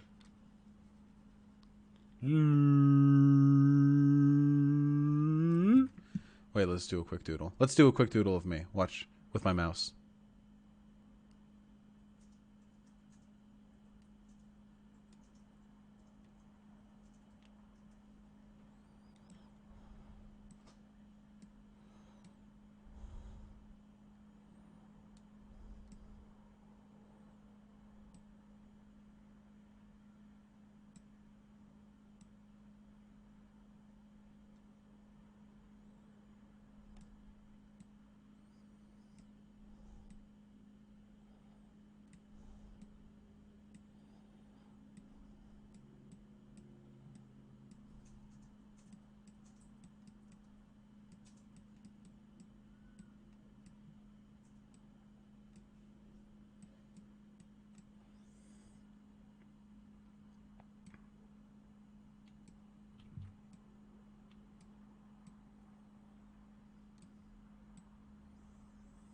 There you go. Guys, look, it's me. Alright, that's enough. Okay, so, like, imagine if you live under, like, Nazi Germany, okay? Okay, imagine you live in Nazi Germany, alright?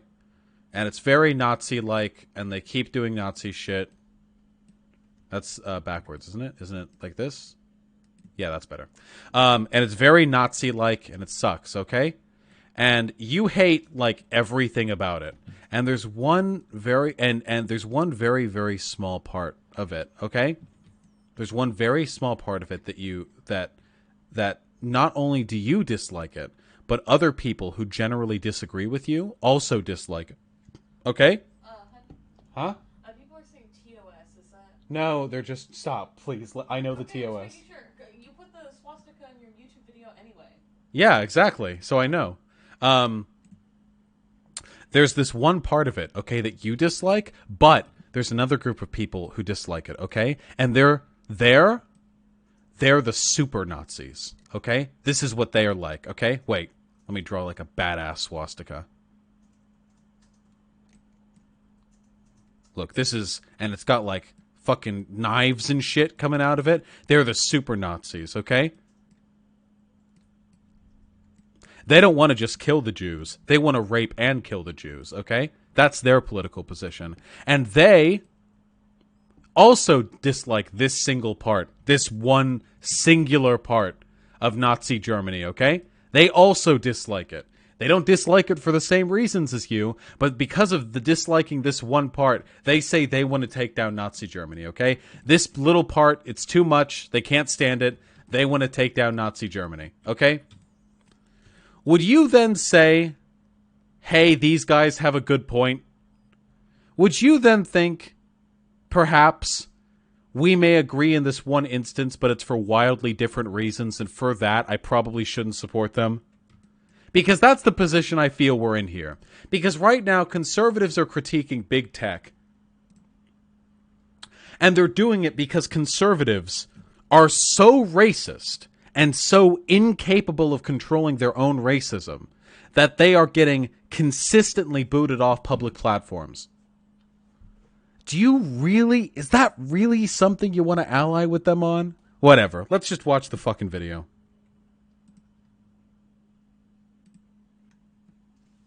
The year is 1984.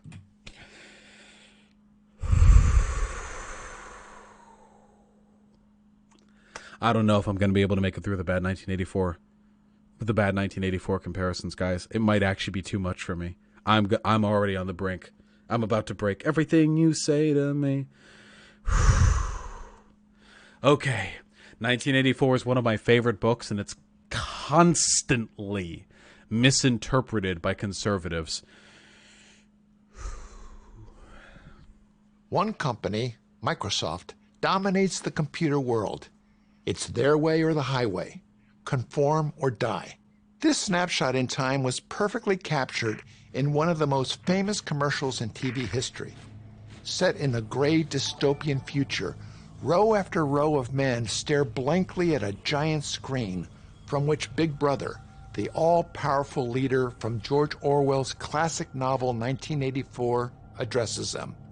Suddenly, riot police burst into the hall, chasing a beautiful blonde woman in a white shirt and red shorts. Before they can grab her, she hurls a sledgehammer into the screen, that was the weakest throw I've shattering ever Big seen. Brother and his grip on the masses. The narrator informs us that Apple's breakthrough product, the Macintosh computer, will be the device that sets us all free. So the first minute of this 5.5-minute video is just describing a famous Apple advertisement from 1984. It says a lot about your political beliefs when they're so simplistic that you intro them by spending 20% of the length of your video describing an advertisement that aped the aesthetics of a book and relating it to your, political beliefs. Looking back, Apple largely lived up to its promise. A new wave of companies, each in its own way, followed the example set by Apple's legendary CEO, Steve Jobs. This is so wide. Google gave us instant access to vast amounts of information.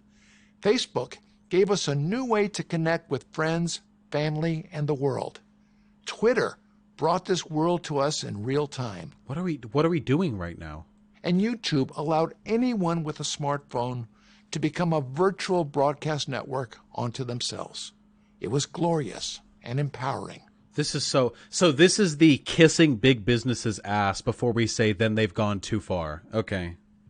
But that was yesterday. Oh. Today, it's 1984 all over again. Big Brother's back. Do you remember when in 1984, Do you remember in 1984, Winston would go to the Ministry of Truth and he would listen to like the higher ups deliver him. He would get the information through those like those pneumatic tubes that would send like notes to him where he had to make corrections. And one of the corrections made was like, "Hey, listen, brother Winston of the Ingsoc, remember, okay? We have a policy where if anyone says overtly racist, sexist, homophobic, or hateful content, regardless of their political beliefs, that they should then be banned from the platform. And we can do this because instead of a government agency, we're actually a private agency, a private company with the right to determine who uses our platform.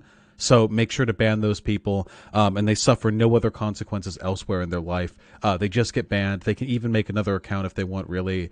It doesn't get moderated that well, whatever. And to sum it all up, yes, we are totalitarians. Does anyone remember that from 1984? Because the parallels here are so fucking shaky that even the attempt to draw a comparison casts doubt on like the credibility of any argument being made here. But let's hear the fucking argument. An important twist. Our former liberators now want to be our masters. Apple, Google, YouTube, Facebook, and Twitter, the giants of social media, are demanding conformity to their values. It's their way or the highway. Demanding conformity to their values is a funny way of saying you have to adhere to rules if you're going to use our platform. Same as literally every other private space. A restaurant can kick you out if they don't like how you're behaving. A hotel can move you out if they don't like how you treat their room. And a tech company can say you're no longer allowed to use their platform if you engage in behavior which violates their terms of service. This is in line with literally every other business's rights, ever. And what happened to the conservative dogma here? If you don't like it, why don't you go make your own company? That's what they said to all of our criticisms of big tech. If you don't like the fact that they're stealing your data, go make another company. If you don't like the fact that they're like exploiting their workers, go make another company. If you don't like the fact that they're like working with the Chinese government to encourage censorship of their people, go form another company. So conservatives, what, did you bitch out? Is it hard to start a multinational tech conglomerate? You made it sound easy before. Conform or die. This image is perfectly captured, not by an ad, but by this recent real-life scene. Row after row of men and women real-life scene? What? Stare up at Tim Cook, Apple's CEO, as he makes a presentation, ironically before a civil rights group. We only have one message for those who seek to push hate, division, and violence. You have no place on our platforms, Cook tells his audience. And then you frame as a bad thing. A person steps up on the stage. Racism is bad, and we don't want racists using our privately funded platform. The conservative shook in anger. The contradiction. They want to jerk off the capitalist business owner, but they also really, really want to hate black people.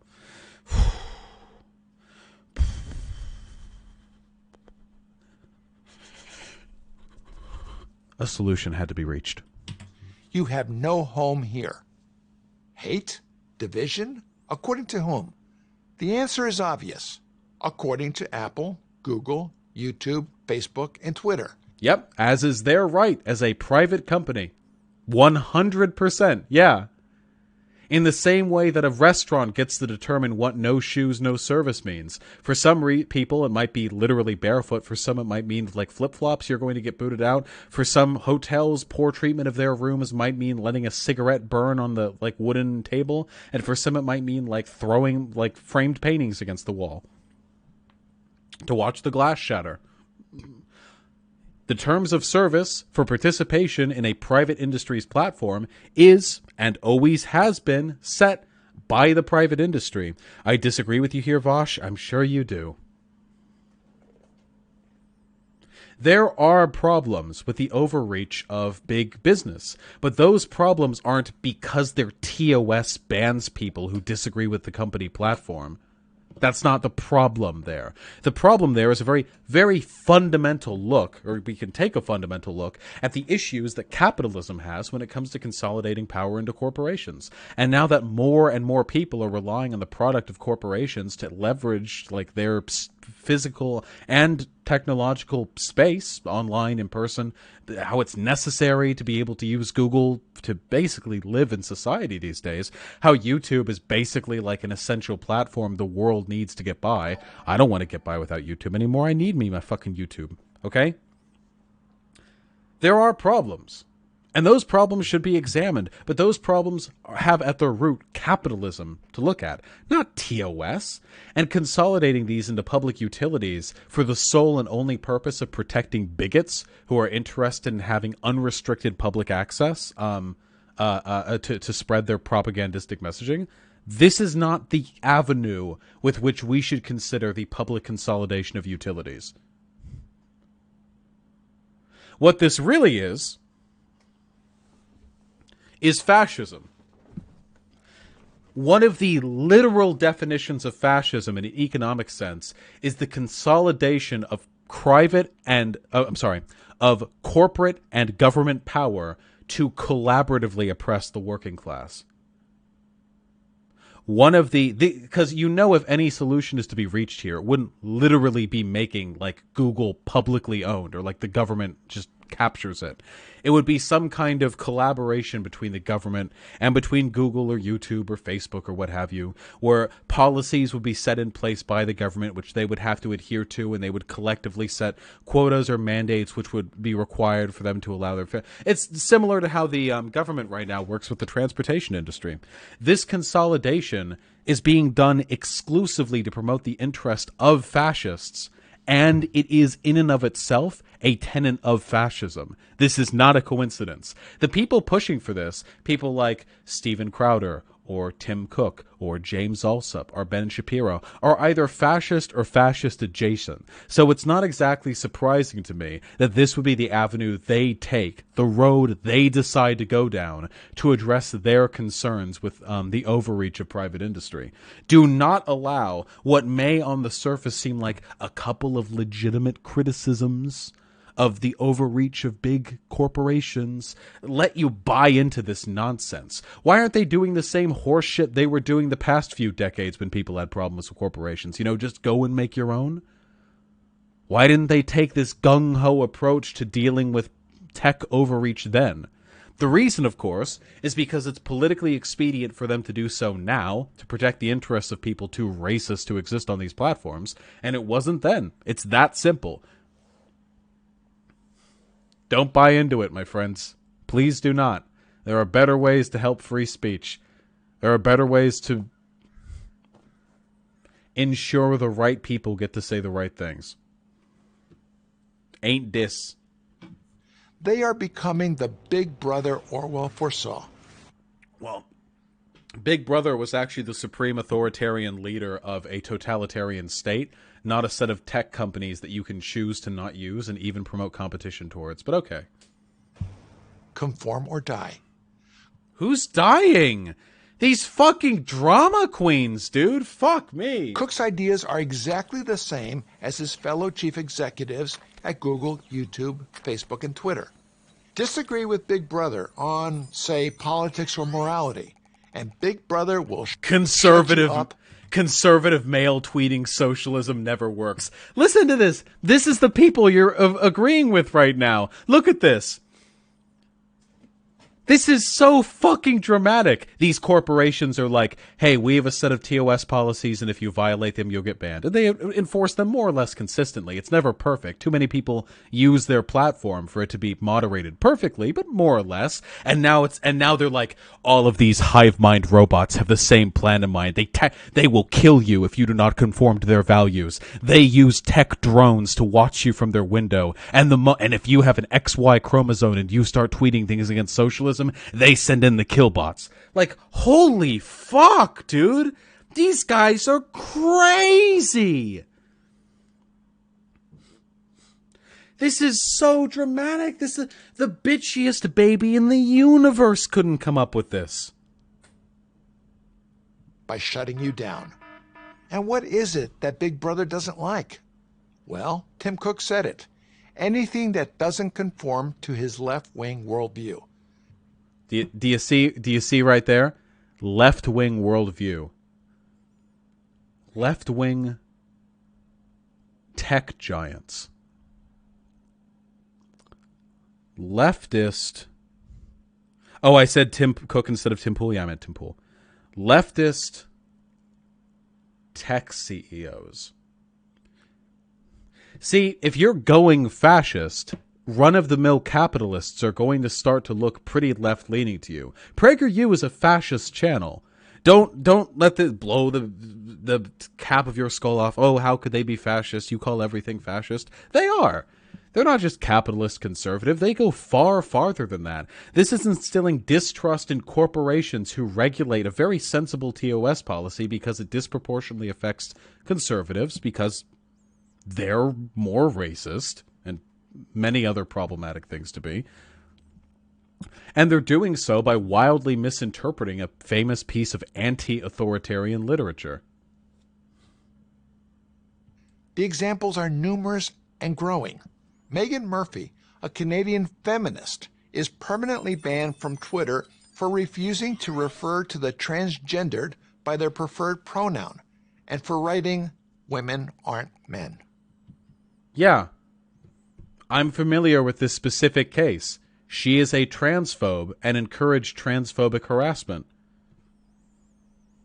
Listen to this shit. Like, all she said was women. I bet she didn't say anything else. Here, hold on.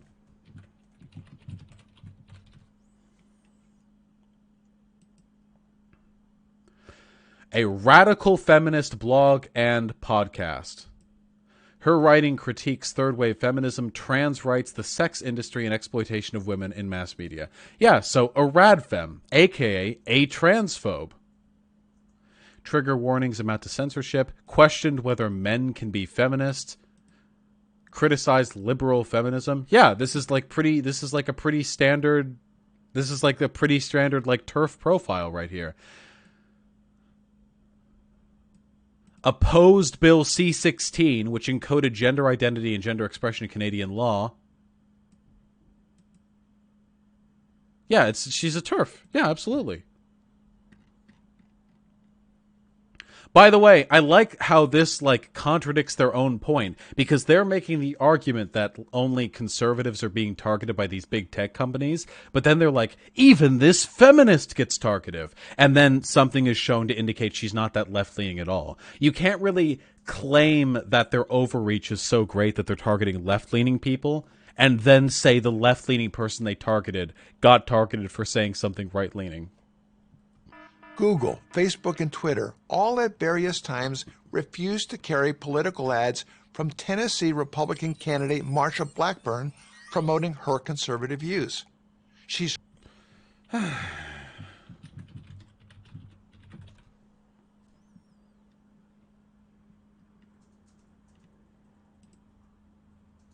Damn, this bitch got a long Wikipedia. What was it, YouTube? Was it YouTube that wouldn't run her shit? All at various times refused to carry political ads from Tennessee Republican... Google, Facebook, and Twitter all at various times refused to carry political... Google, Facebook, and Twitter.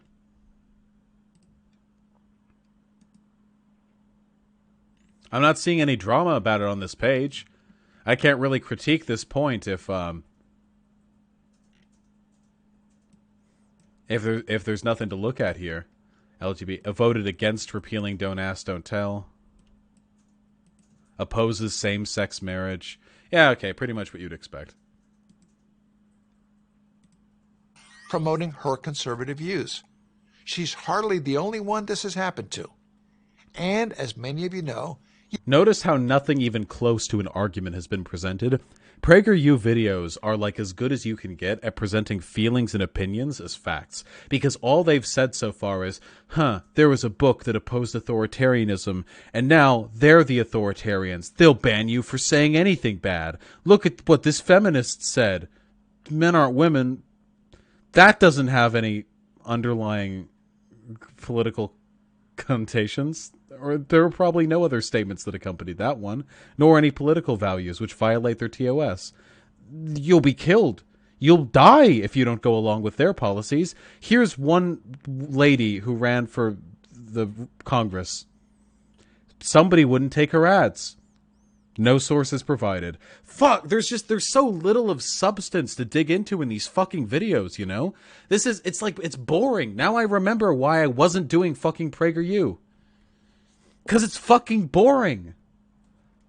What am I supposed to get at from here? There are no arguments. There's no source. There's no data. It's just really fucking overdramatic whining boiled down into 5 minutes by a propaganda network funded by billionaires. That's it. That's it. That's... What am I supposed to take from this? YouTube continues to restrict over 100 of Prager U's videos, finding them inappropriate for children. Wah! You poor babies. Your ads got restricted for your extremely far-right political Oh, no. How horrid. Well, surely it only happens to you. It's not as though they do that ad restriction on literally all videos with political content. How unfortunate. Truly is Prager U the victim of long-standing oppression. Never before has a political channel been subjected at any point in history to demonetization due to political content.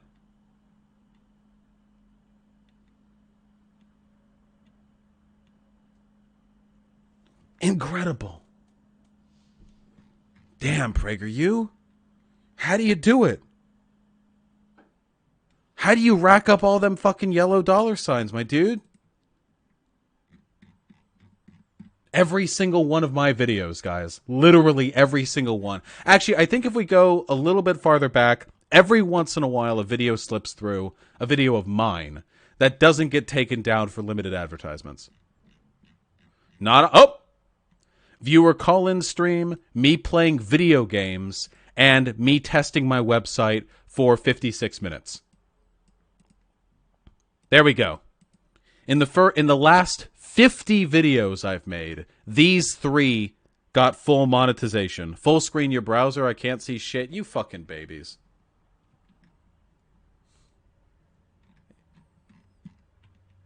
Steven Crowder did this exact same shit. Steven Crowder made the Sonic video. The Sonic video may have also gotten it to go. Let me see. Steven Crowder also did this shit. They whined like, all our videos get demonetized. Dude, it happens to all fucking political videos, you stupid pieces of shit. You have to really tread the line. I don't like it. I mean, I like making money. Funnily enough, the Killstream VOD, the only VOD in which I said the N-word with a hard R, the VOD in which I argued with literal Nazis who did what I call, quote-unquote, kike posting, that one got a green stamp. So, I'm not entirely sure what their filters are up to. I don't really know what they're going on about over here. Let me see if I can find the Sonic video. Oh, right. The Sonic video just didn't get isn't eligible for monetization because the copyright claim, because of all of the fucking shit that I watched on it. Yeah, what are you gonna do? Same with this Prager U video, apparently. Whatever the case is, this whining about Prager U, like...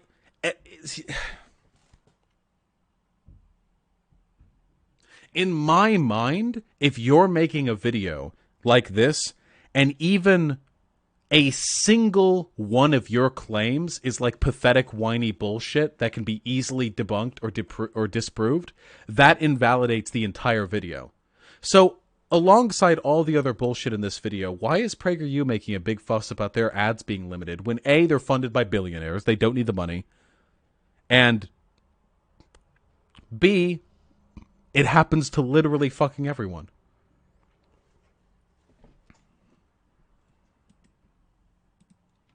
These include titles like, Why Did America Fight the Korean War? Broad-based studies by the American Institute. Yeah, political content like war. The term war, I'm pretty sure, will get you demonetized. For Behavioral Research and Technology, and by Northwestern University have confirmed what these examples clearly suggest: bias against conservatives at Google and other big tech sites. Source? You can't just list people saying they agree with you and say they've confirmed your fears and then not give a fucking source for it. And this is the bias we can... Also, that bias is not necessarily unjustified. Conservative people are on average far more racist. If TOS policies prohibit racism, conservatives are going to be biased. There's going to be a bias against them in that program. That's not an unfair bias. That is a fair bias, a reasonable one, in fact. Can plainly see. What we don't see, what Big Brother hides from us, what is referred to as shadow banning, so may be dramatic. even more pernicious. If you're on the left, maybe you're okay with this. But if you're not on the left, or even if you are and you revere the First Amendment... Oh! Nice one. The First Amendment has literally nothing to do with private companies and their TOS. Ooh, I thought Prager U got the constitutional scholars out for this one. He didn't just say free speech. He said the First Amendment. Nothing in the First Amendment says anything about being protected, having your free speech rights protected in the purview of using the services of a private company. Only that the government cannot infringe upon your rights, not that private corporations cannot in their own spaces. Very easy reading of the Constitution, and yet, to this day, I still see hundreds or thousands of conservatives acting as though this is a First Amendment issue. I'm sorry. I thought you guys liked the Constitution. Why am I, an anarchist who doesn't give a fuck about the Constitution, more familiar with what it means than you are? Because that's some embarrassing misunderstanding right there. That's fucking sad. You should be concerned, very concerned. We are advancing swiftly toward an Orwellian 1984 world of stifling Rack up them one way buzzwords. of thinking conformity. This time, it's not a fictional story. It's real. What's the solution? So wait, let's go over all of these, right? So the It's not fucker a in the fictional top story. left opposes... Wait, we go over all of them. This one Toward an opposes Orwell- illegal immigration. Have you ever seen anyone on public platforms banned for opposing illegal immigration? No, it's usually for calling the people who are coming up like spics and like wetbacks who like are pieces of shit, you know? And like railing against them and saying they're subhuman. I see people getting banned for that. 1984 world of stifling one way of thinking Likes conservative news. Oof, I've never seen in my entire life anyone get banned from social media for liking conservative news. Even though, honestly, I wish they would, but I've never seen it happen. This time, it's not a fictional story. It's real. Oh, wait, what was What's it the for that solution? one? Simply return to the... Watching Prager U on YouTube. Ah, yes. I remember early 2019 when Google rolled out the fucking account bans for people who watched Prager U on YouTube. I remember those days. Open market of ideas. Oh, retweeting Donald Trump down there in the bottom left. Do you remember that? Do you remember when you retweeted Donald Trump and then your Twitter account got banned? I remember that. That fucking happens to all of us, doesn't it? In fact. Notice how every single thing here is something for which nobody gets banned. That's because the actual reasons people get banned usually tend to be threatening and harassing trans people, telling gay people to kill themselves, saying black people are subhuman and have lower IQs, talking about the Jewish question. This is usually what gets people banned. Remember those Turning Point USA videos? The one of the chapter leaders rolling in the dough and like, hey, this is white America, fuck N-words, fuck N-words. We own this place now. That's kind of what I mean here, you know? Conservatives aren't getting banned for being conservative. They're getting banned for being bigots, which is well within the TOS policy of the corporations whose platforms they're using. And if you think there's an intrinsic link between being conservative and being a bigot, as I do, well, that seems more to me like a problem with conservatism.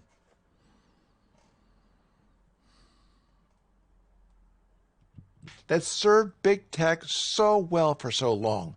Stop the censorship and let people make up their own minds. Otherwise, America. Yeah, I agree. We should let people make up their own minds, including the corporations who have every legal right to cultivate their platforms.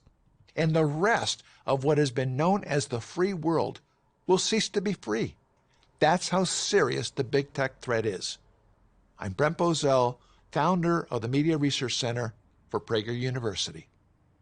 Thank you for watching. No solution was proposed at any point in this video. In Prager U videos, don't they normally stop and say, what can we do about this? They didn't do anything here. They were literally just like, tech companies are ban happy. Media Research Facility? University. I'm Brent Bozell. That's how serious the big tech threat is. I'm Brent Bozell, founder of the Media Research Center. Media Research Center. Liberty Sheeny, you've passed the stupid threshold. Get ready. Get ready.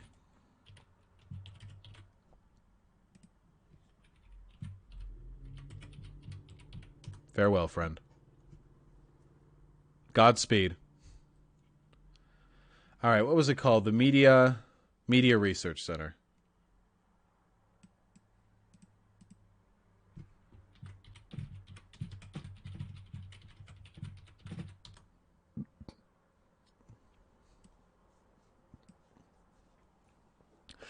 An American nonprofit media watchdog for politically conservative content analysis based in Virginia. Its stated mission is to expose and neutralize the propaganda arm of the left, the national news media. All right, cool. So typical, like, fascist, fucking delegitimized media agencies because they don't conform to your political bias. Amazing. Reports on the media. All right, so it's like a watchdog group. This is a pretty small Wikipedia page, honestly. I'd expect more.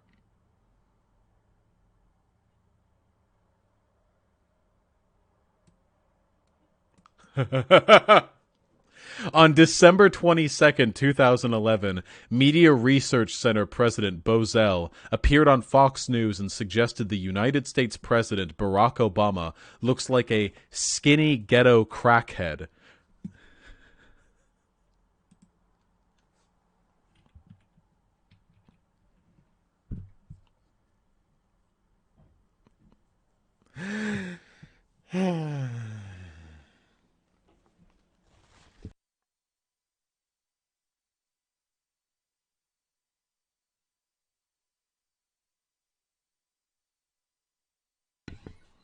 Amazing. Hi. Uh-huh. I need you to acknowledge the fact that the man in the video before this, his name was Brent Bozell. The last one? Yeah. The second one we watched. This one. This one. His name is Brent Bozell? Yeah, that's what he said, and you missed it. Brent Bozell. The year is 1984. Breakthrough product. And the rest of what has been. That's how Research Center for Prager University. I'm Brent Bozell, founder of the Media Research. Fuck me. His name's Brent Bozell. You had to know. Oh, yeah, this is the guy who called Barack Obama a skinny ghetto crackhead. Bozell, my man. He founded this back in 1987. This dude's been grifting for 30 years. 32 years. Brent Bozell III. It's Brent Bozell, not Brent. Nope, it's Brempo now. It's Brempo Zell. Brempo. All right, listen up, guys.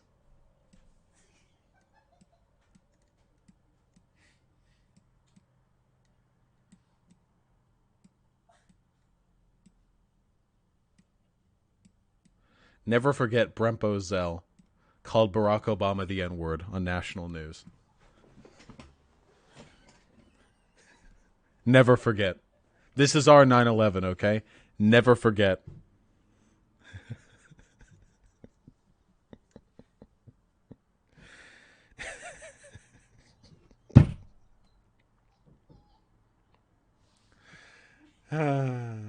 Fuck me.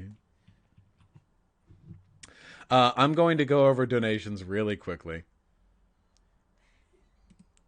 Really quickly, okay? And then there's one last video we get to do before I head on out. One last video we are blessed with. Blessed are we.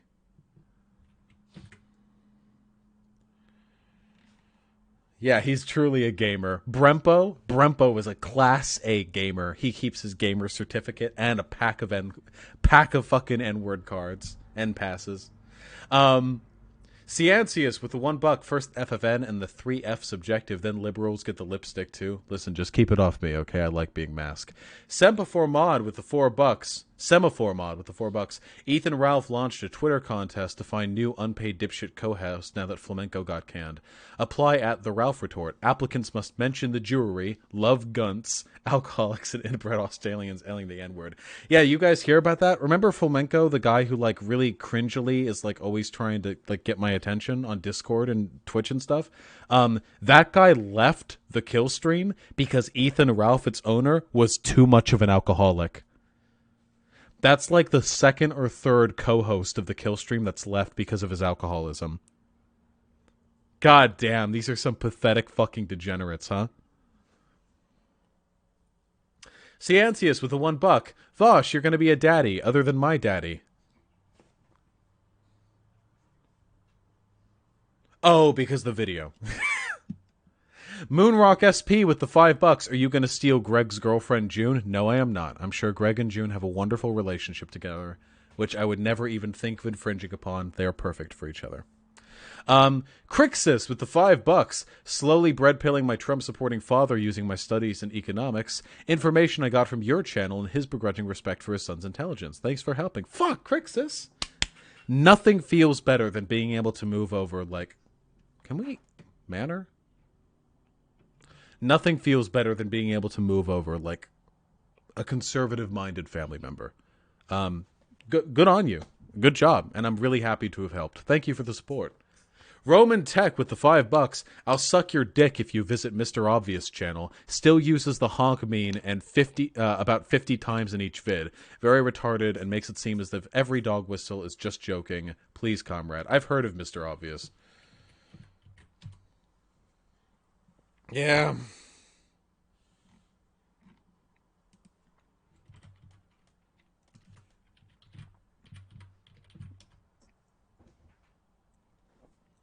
Wait, where's their channel? When I Google it, I don't get their channel.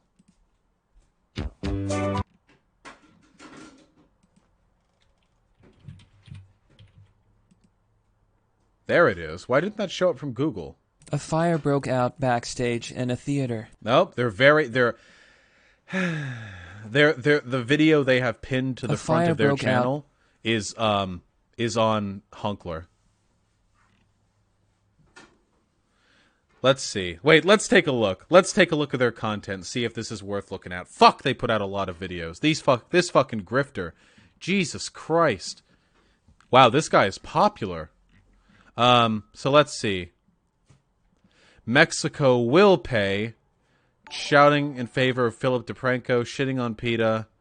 Snowflakes, something about a gun shore. Pepe the Frog. Facebook bans the word honk. And here's a feminized version of Honkler grabbing her own tits.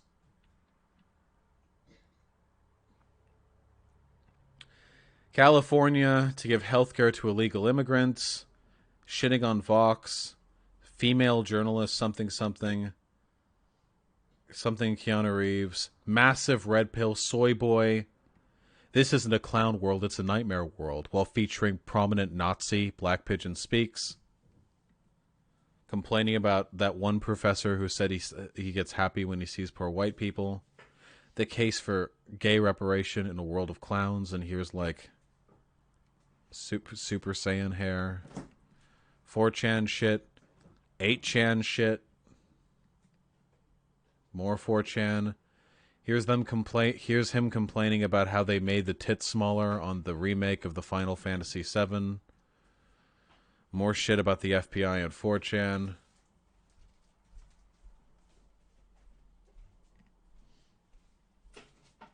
More clown pat. Okay, so this guy just seems like your standard 4chan fascist. What do you want?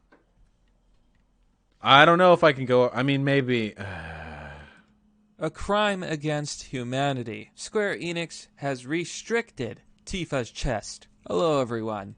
Modern. Here's how it looks in the original. What do you mean by more modern? Do you mean it sucks now? How dare you go after Traps 2? Oh. I can't take it. I'm gonna lose it. Final Fantasy VII Remake, which is actually the first game in the Final Fantasy VII project, comes out in March of 2020 and focuses on Midgar. According to our... That chest size has nothing to do with how active you are. You do realize that chest size is genetic, okay? Are you having brain problems? The bodybuilder says, what's strange about a bunch of grown men debating and arguing what a young, fictional, and polygon character shouldn't wear a bra whilst fighting to stay true to the original design?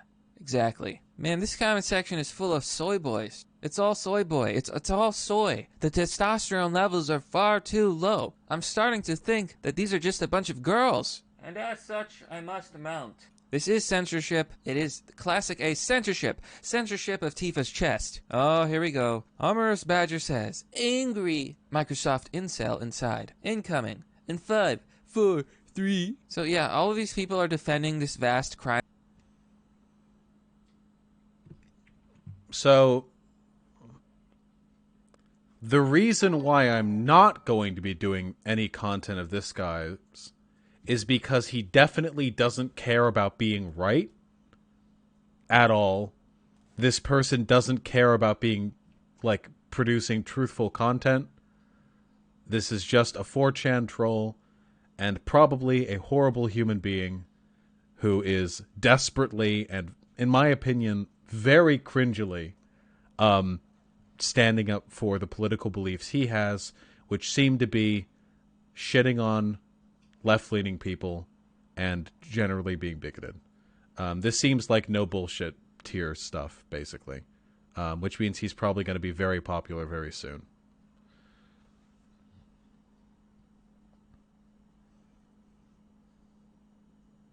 Imagine calling other people soy boys when you're making a video talking about how it's a travesty that somebody's boobs got smaller in a video game remake from like 20 years ago.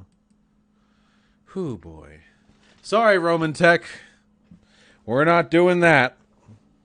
There is no merit to that content.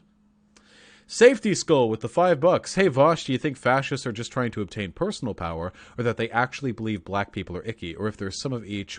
What's the ratio? It's both, and the two of them are it's not separate things. They believe that degenerates and other races and what have you are like inherently inferior, and therefore putting those inferior people in their natural place corresponds with the rise in the power of the demographics they want to see represented.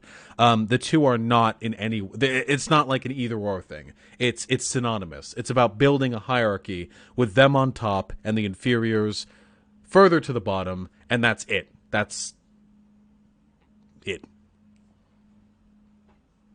I can't tell you how many times, by the way, that I've like been a participant in the online fucking wars that happen every single time a female character's breasts get made smaller. Do you all remember the drama with the Tomb Raider reboots that happened, where Lara Croft is like 19 now and she was on that island? She got stabbed in the E3 trailer. Remember? You remember? Because I remember people being real fucking mad of her tits being made like half the size they were previously. Have you watched any of those alt-right playbook videos, Vosh? Yeah, of course. They're great. Nito Climax with the $1. Conservatives just want to break up big tech, but don't want to break up the too big to fail banks that have almost collapsed the global banking system with their gambling. Wow, conservatives and their priorities. Yeah, well, the principle of the conservative is to secure their own power. So in that respect, they're being consistent. Zalrock Chaos with the incredibly generous $20. Thank you so much, comrade. You've been so generous today. It's almost like conservatives always lie, and they are always going to be hypocritical with being pro-big corporation and also anti-TOS. Yeah, they don't care. There's no set of principles here. There's just doing whatever it takes to consolidate their political power at any given point in time. Thank you, comrade. Wally with the $1. Check out God Winston on YouTube. He does a lot of great work. I will check them out, comrade. I haven't heard of them. And Cynautical with the $4.20. You are now beholden to my capitalist dollars, Vosh. Give us a Brempo emote. But he didn't make any funny faces that video. Listen, everyone is free to go through the VOD and try and find funny Brempo faces to see if they can be turned into an emote, okay? What would it even represent? Jocko's face very clearly represents some things. What does Brempo represent? Being like an over-dramatic crybaby? Like, oh, TOS policy, you submit or die. Like that sort of thing, do you think?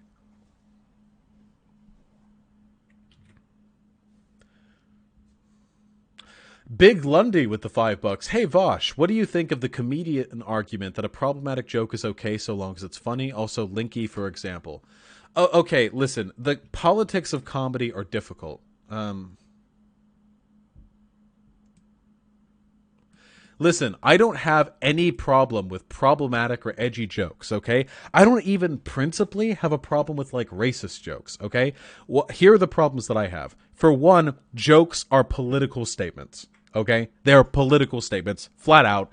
Hunter Avallone didn't seem to get this. Just because something is a joke doesn't mean it's not a statement. You can make statements through jokes. In fact, comedians and jesters and what have you have been major political commentators for literal centuries. Okay? Jokes are political messages. Or they can be, if you're making a joke about, like, the weather or something. Then. But jokes can be political, and in fact very often are. And because they're political statements, they should be analyzed as such. If you want to make a racist joke, go ahead and do it. But if that racist joke has negative outcomes on society, reinforces racism or what have you, then you should be critiqued for it. It's really that simple. It's freedom of speech, and I support freedom of speech. You should be able to make the jokes you want to make, and likewise, people should be able to call them out for what they are, criticize them, and incentivize you to do better in the future, however they choose to do that. Yes, everything is political. That's a easy statement. Anyone who disagrees is just bad at media analysis. Hoo-ah. Yo, what's up? I just ran out. We've got a half hour. Yeah, I know. I'm paying attention. Okay, I'm a paying attention kind of boy.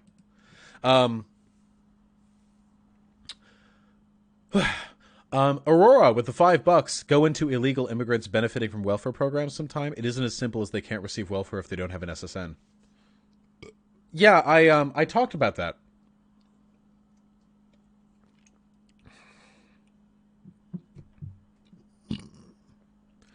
Vosh, did you already talk about the serious news in the YouTube sphere? Do you not want to talk about that right now? You mean that guy who killed himself? I don't particularly care. I never cared about him, and I don't care about his content. Suicide is sad and all, but, like, I don't fucking... Thousands of people die every day. It'd be very hypocritical of me to pretend to care about this one guy just because he had a following. Aurora, I have talked about this in the past. Essentially, the extent to which illegal immigrants can benefit from welfare programs is dependent on the extent to which they're willing to take a risk and get closer to the government. The more they put themselves out there in an institutional sense, the more they have the potential to benefit. However, it also increases the likelihood of them getting found out and deported. It's very complicated, and there's a lot more that I want to research into it. But it's not like this simple binary, you know? And I do want to look more into that. The Tom God with the $2. Donate to Wireless Earphone Fund. Bring back dabs. Look, I can still dab. Wait, how does that look on cam? That's pretty good. I mean, it can come out pretty quick. Like, I can be mid-sentence and then I can just... Like, that's pretty good. That's a power dab right there. Jack Pacey with the $5 Australian. Posadist gang, rise up. It's true. We need it. We need them in these trying times. The Needle... Hey! The Needle Drop, a.k.a. Anthony Fantano, a.k.a. The Melon, a.k.a. the vegan... Versace. I couldn't think of another word. Hey, you're probably not here anymore because you're a busy boy, but great to have you drop by. Projecting one's flaws onto opponents is also a key tenet of conservative arguments and thoughts. I agree completely, Anthony. Thank you so much. Fuck, it's so cool to have you dropping on my shit. Thank you so much for the $10. And I hope I can talk to you someday. EYTPS with the $2. Fun fact, 1984 is the year Shapiro was born. Wait, really?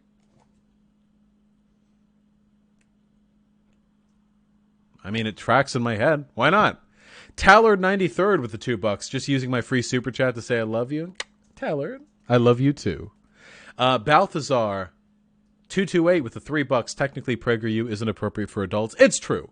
Prager U is not suitable for anyone. It's harmful regardless of your age. But what are you going to do? Werewolf 435 with the $5. This comment section must be filled with women, and as such, I must mount. Am I the only person who heard this? What the fuck? Yeah, I think I heard that too. Don't read too much of that. That's the kind of guy who will make like edgy rape jokes, and then he'll say like, it's just a joke. Why are you so triggered? But then in his head, he'll think like, rape's not that big of a deal, guys. Like, seriously. You're just getting sex, but, like, surprise. It's not a big fucking deal. Like, I don't know. I don't want to, like, ad hom or whatever, but, like, the very, very tiny amount I've engaged with that guy's content makes me think very little of him. But that's fine. He's not a serious, like, political actor, so he'll never fucking hear about me, and I don't care about him. Marshall Tito with the $5. A reminder to all Nazis in chat that tribalism is not, has never been, and can never be revolutionary. Eternal separation of lizard brain and state. It's true. Tribalism is one of the most critically vestigial, harmful, detrimental, lizard brain, Neanderthal components of the human psyche. And people who act as though it's like this intrinsic component of our thought processes, and like a necessary one at that, are doing the human race a tremendous disservice. Oh, fuck, and Aurora with the additional $5 saying the exact same thing as they did in the super chat, except $5 more in an hour into the future. Yes, Aurora, this is something that I intend to look into more substantively in the future, and I really appreciate the support. Posadist John with the $1. It's time for you to show that you stand with our space comrades. Posadist emote now. Ask White Nervosa. Oregon State House shut down after lawmakers team up with right-wing militias. What the fuck? What is this? Oregon State House shut down for safety concerns on Saturday. The threats weren't coming from anonymous trolls or foreign fighters. They were coming from the state's Republican senators who have teamed up with right-wing militias to threaten violence over a climate change bill. 11 of Oregon's state Republicans fled the state this week to avoid a vote on a bill that would cap greenhouse emissions. This group, believed to be hiding in Idaho, left the state Senate with too few lawmakers to hold a vote. Remember, guys, Republicans just want everyone to participate fairly and engage with the democratic process. They're not like those filibustering fucking Dems literally fleeing the state. But the move is more than a legislative maneuver. The missing senators have partnered with right-wing paramilitary groups to threaten violence should they be brought back to Oregon.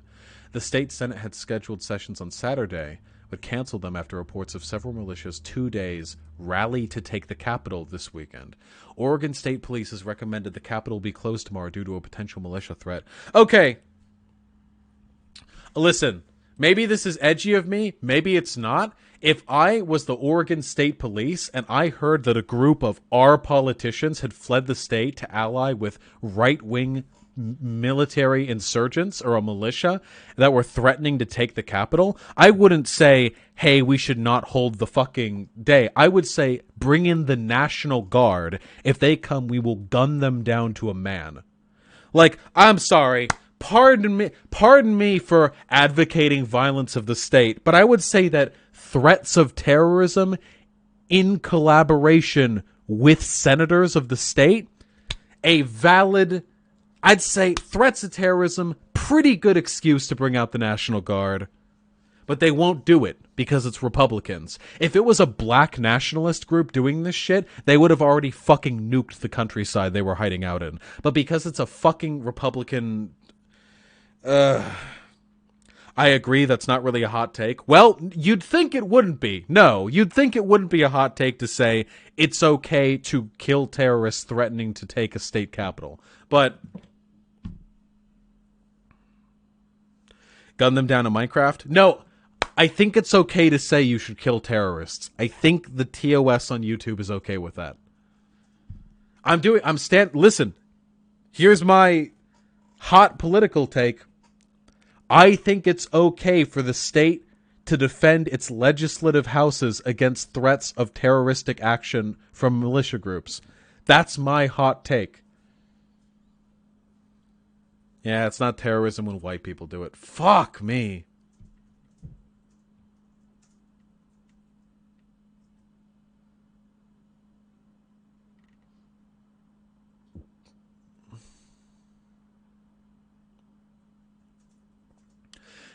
A quote. Oh, here we go. After Oregon Governor Kate Brown called on state troopers to return the lawmakers to the Capitol, yes, the paramilitary group the Oath Keepers suggested violence against her. Governor Brown, you want a civil war? Because this is how you get a civil war, the Oath Keepers wrote on their public Facebook page. Beneath the post, Oath Keeper fans suggested hanging, arresting, or taking up arms against Brown.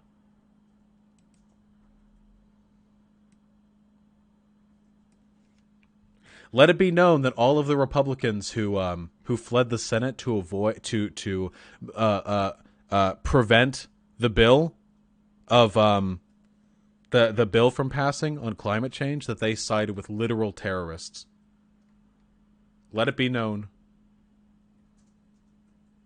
Why F? Did we just pass 30? Wow, we just got a 30 F combo. God damn. Yeah, it did F. My site went down. Nice.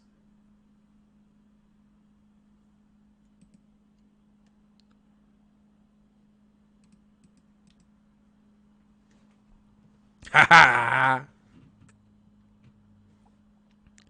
Fuck, I need to get unbanned from Twitch. Bernie! Shut up. Bernie! A true gamer. Fuck me, I need to get unbanned from Twitch. Twitch, are you listening? You say after just threatening violence. Against terrorists! Still. Make a new Twitch account? No, I'd get banned immediately. Let's take a look at these Oath Keepers, huh? Anti-government far-right association, not on our watch, patriot militia movements. Wow, founded in 2009, right after Obama was inaugurated. Amazing. What a coincidence. Known extremist, localized militia groups. Let's see, white supremacist, posse communist movement. Sovereign citizenry. Amazing.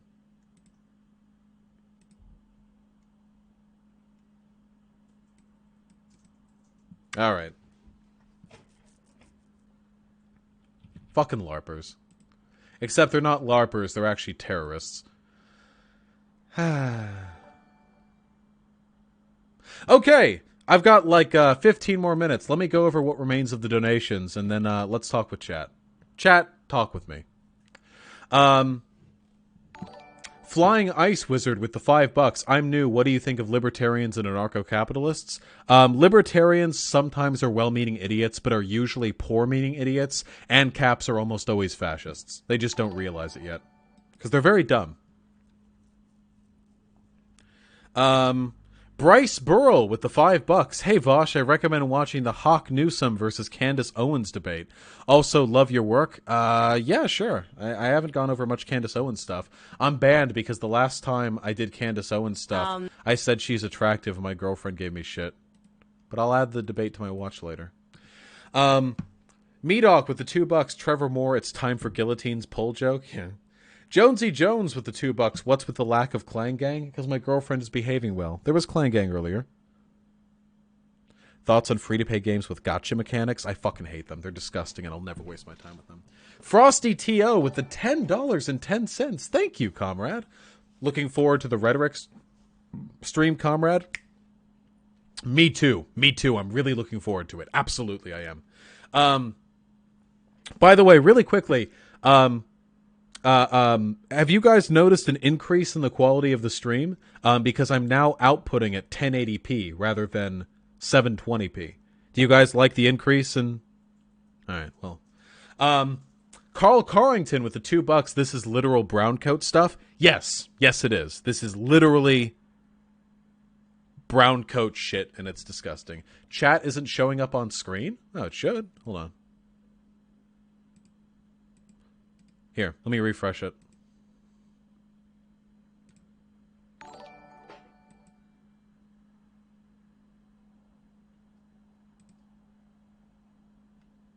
Why is chat white now?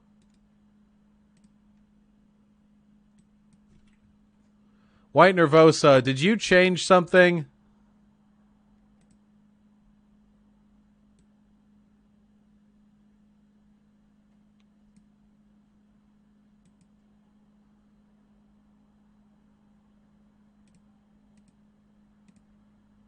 There we go. That was kind of weird, huh? Okay, well. Yeah, it is literal brown coat stuff, unquestionably.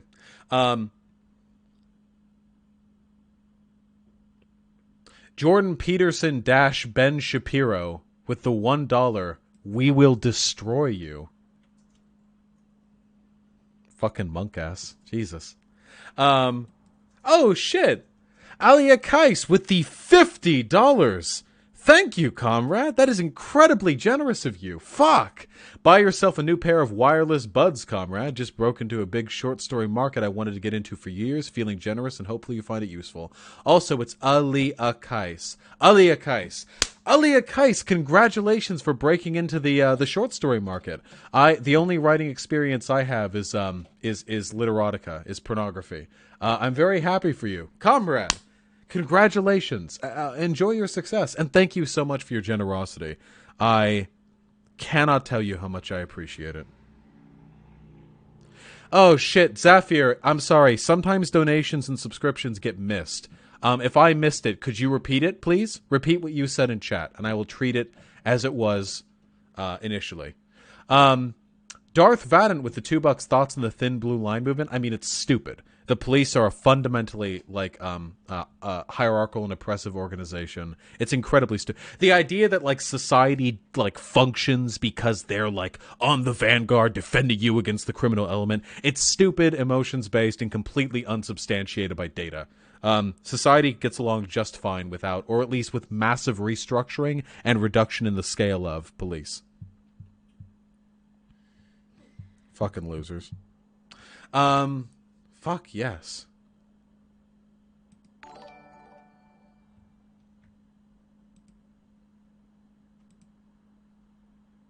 And Michael made with the $2 and absolutely no donation whatsoever. I mean, not donation. Donation message. Thank you, comrade.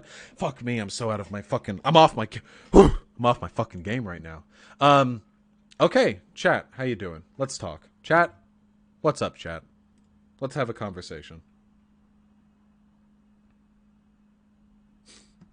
Zephyr with the subscription of an unknown type. Mayonnaise Martha. There's a video reading of the mayonnaise article, and I think it would be a nice break from the smooth brain content. Love you, Daddy Vosh, and send kisses to Hyena for me. Well, thank you, Zephyr. I am not reading anything mayonnaise-based right now. Not a chance.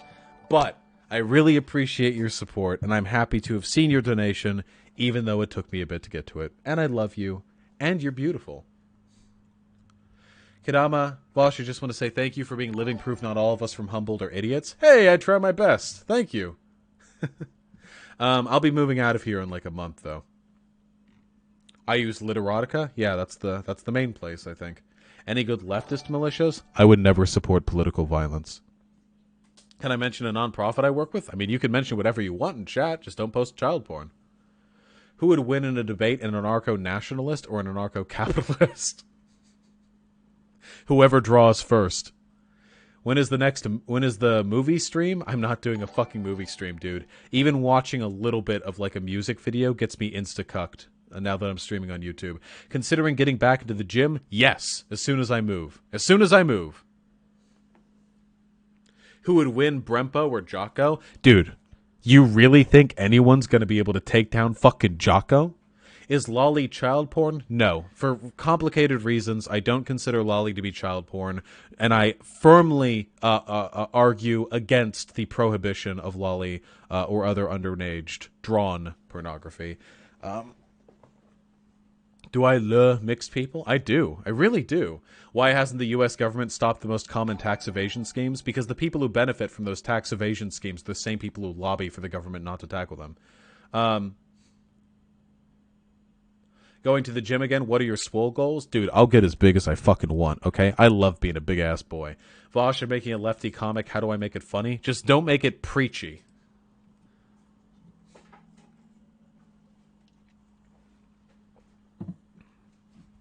I've got like 5 minutes left. I'm going to pee, and I'll be right back.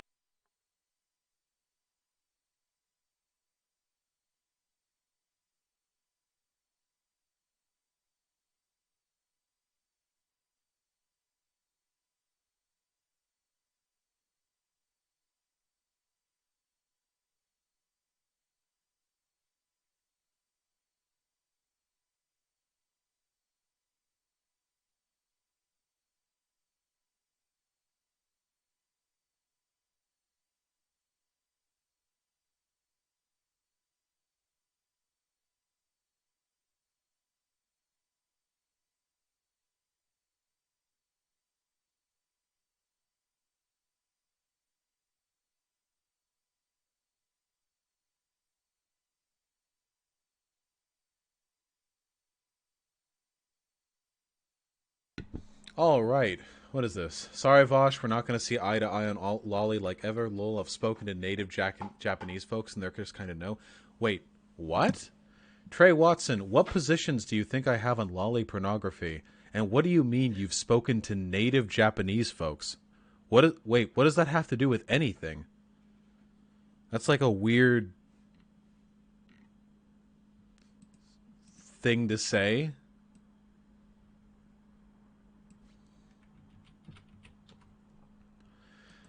Sorry, buddy. File was not found. The trans anarchist. Seriously, what is lolly? Lolly is like drawn child pornography, essentially. God, get away from this topic. Chappie, we end up talking about CP like fucking every fourth stream. Prager U was talking about age restrictions, meaning YouTube thinks their videos aren't safe for children or work. They were talking about they were talking about a reduction in ads. That is what they were talking about. There's no way their videos are getting flagged like this is inappropriate for children. There's not a chance. As a HAPA? What's a HAPA mean again?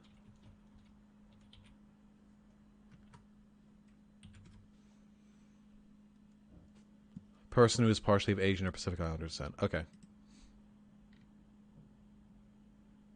Do you have any tips for pulling someone out of the PewDie pipeline who doesn't have the patience to sit through debate videos? Fuck. That's really tough.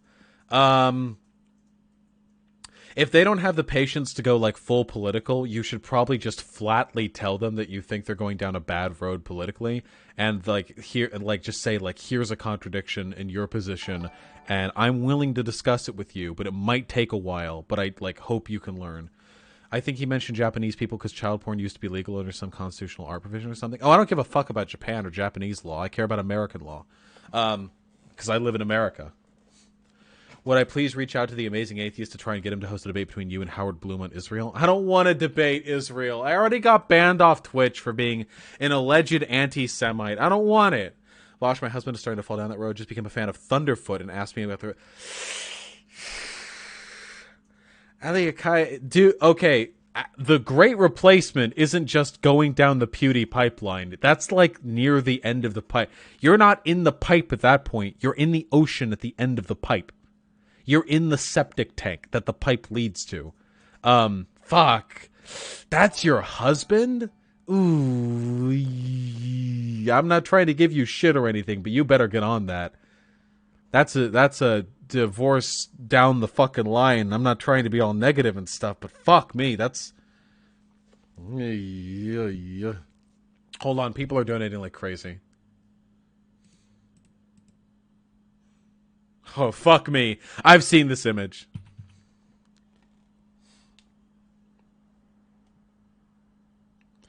Oh, Eliakais, yeah, you gotta get on that. You gotta be like, hey, like full tilt. If you keep going down this road, this is how people turn out to be fascists.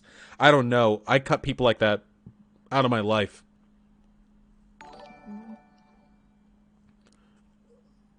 Excuse me. Anyway, this image is cursed as fuck.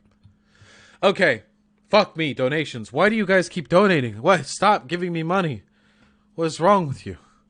Ciantius with the $1. Is the right wing afraid of facts and logic because the devil is in the details? Yeah, they're scared of finding the devil in there. Also, good on you, Ciantius. You just did a whole donation without mentioning the forced feminization of Nazis. You would kill for me and the Amazing Atheist to be in something together? Well, I mean, he does know of me. He's talked to other people about me, so... AriXL 2051 with the 152. Why are virgin gamers so much no girls allowed about geekdom? Shared interests lead to conversation. Conversation is the best way to get to boning, especially if you're not a Chad. Because they're idiots, AriXL. Or Araxiel, sorry.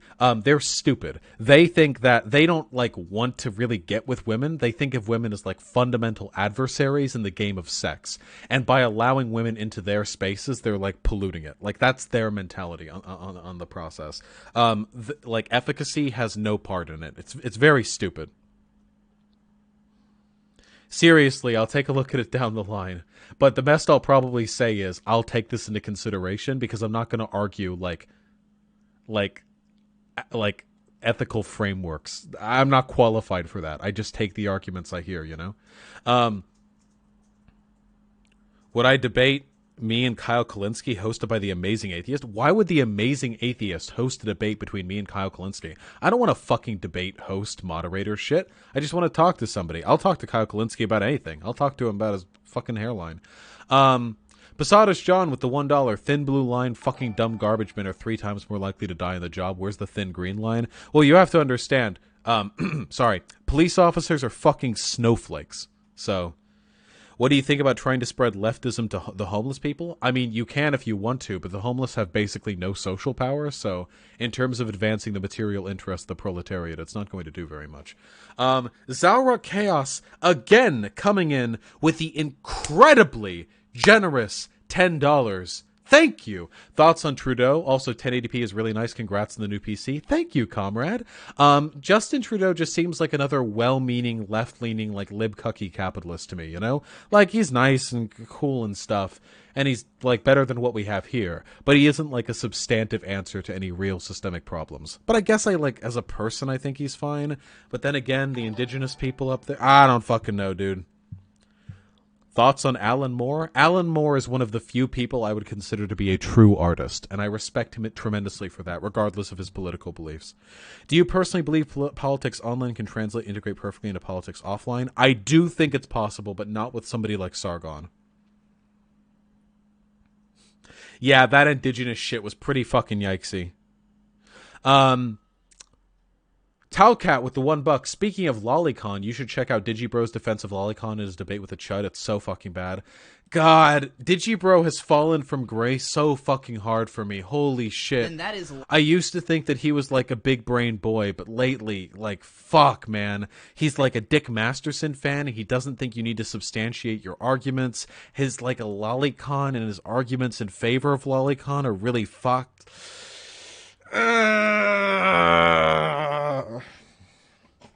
Will I ever stream The Binding of Isaac again? Yeah, probably someday. Watching different subjects, you read about the concentration of the alt-right groups and getting their people in fire power. Sounds like conspiracy that actually found internal lockdowns. Yeah, Aaliyah Kais. I'm sorry if I keep mispronouncing that. Aaliyah Kais? Kais? Fuck me. I always forget.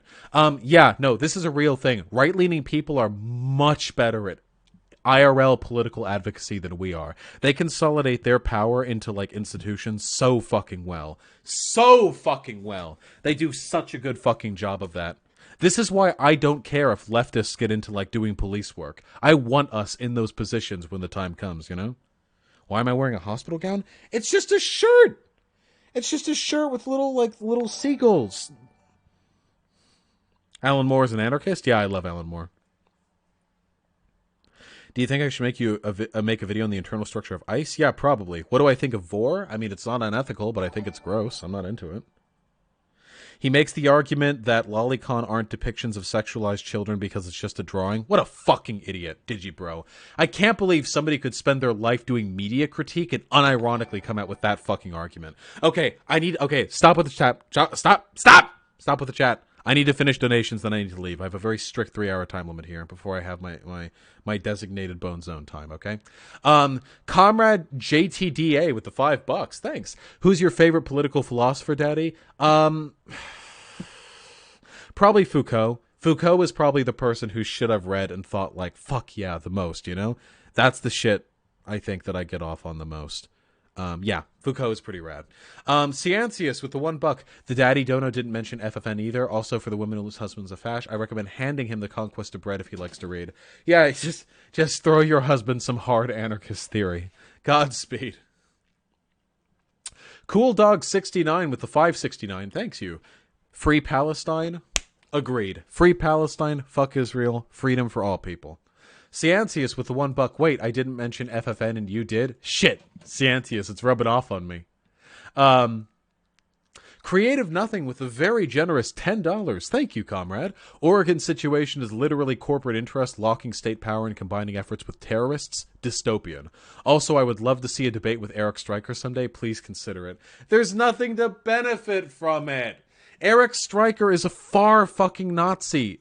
And not like that big either. His audience is going to be fully radicalized, and he's not funny enough to have attracted just edgy 4chaners who could have their opinions change easily. I wouldn't convert anyone by debating him. All I would do is potentially give him a bigger platform. Tucker Haas with the $2. This money is meaningless to me. Go buy chips. Thank you for the chip money, buddy. Radical Lefty 88 with the $2. Can you describe why you're an anarchist shortly? Because I don't like hierarchy. I really like individual freedom and individual autonomy, and I want that to be able to be expressed to the greatest possible extent. And I want a society that encourages modes of organization which facilitate that level of freedom. Comedian WW with the $2. Praxis by helping others, comma, all. Yes. All right, listen up, comrades. Today has been a phenomenal stream. I have enjoyed it tremendously. I have, as always, had what one might describe as a amazing time. But, tragically, as with all things, this must now come to an end.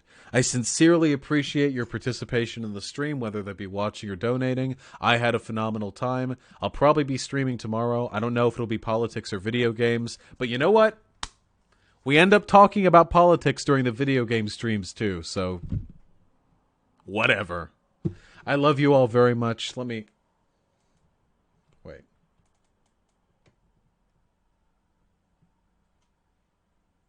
Is it like top down? Is top down better? Is this better? This feels better.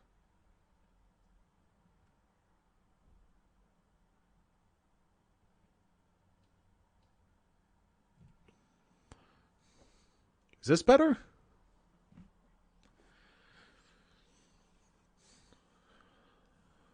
Top down is sexy? Yeah, do you like when I hoist my... Ooh. I've still got a little bit of muscle. Am I in my underwear? Nah, I'm wearing pants. Here, wait, hold on. Get up so we can cuddle. There we go. I'll get back in the gym soon. All right. I love you all very much. You're beautiful. You're phenomenal. And every second I spend in contact with you, whether that be in person or online, enriches my life. Thank you for your time and have a wonderful day.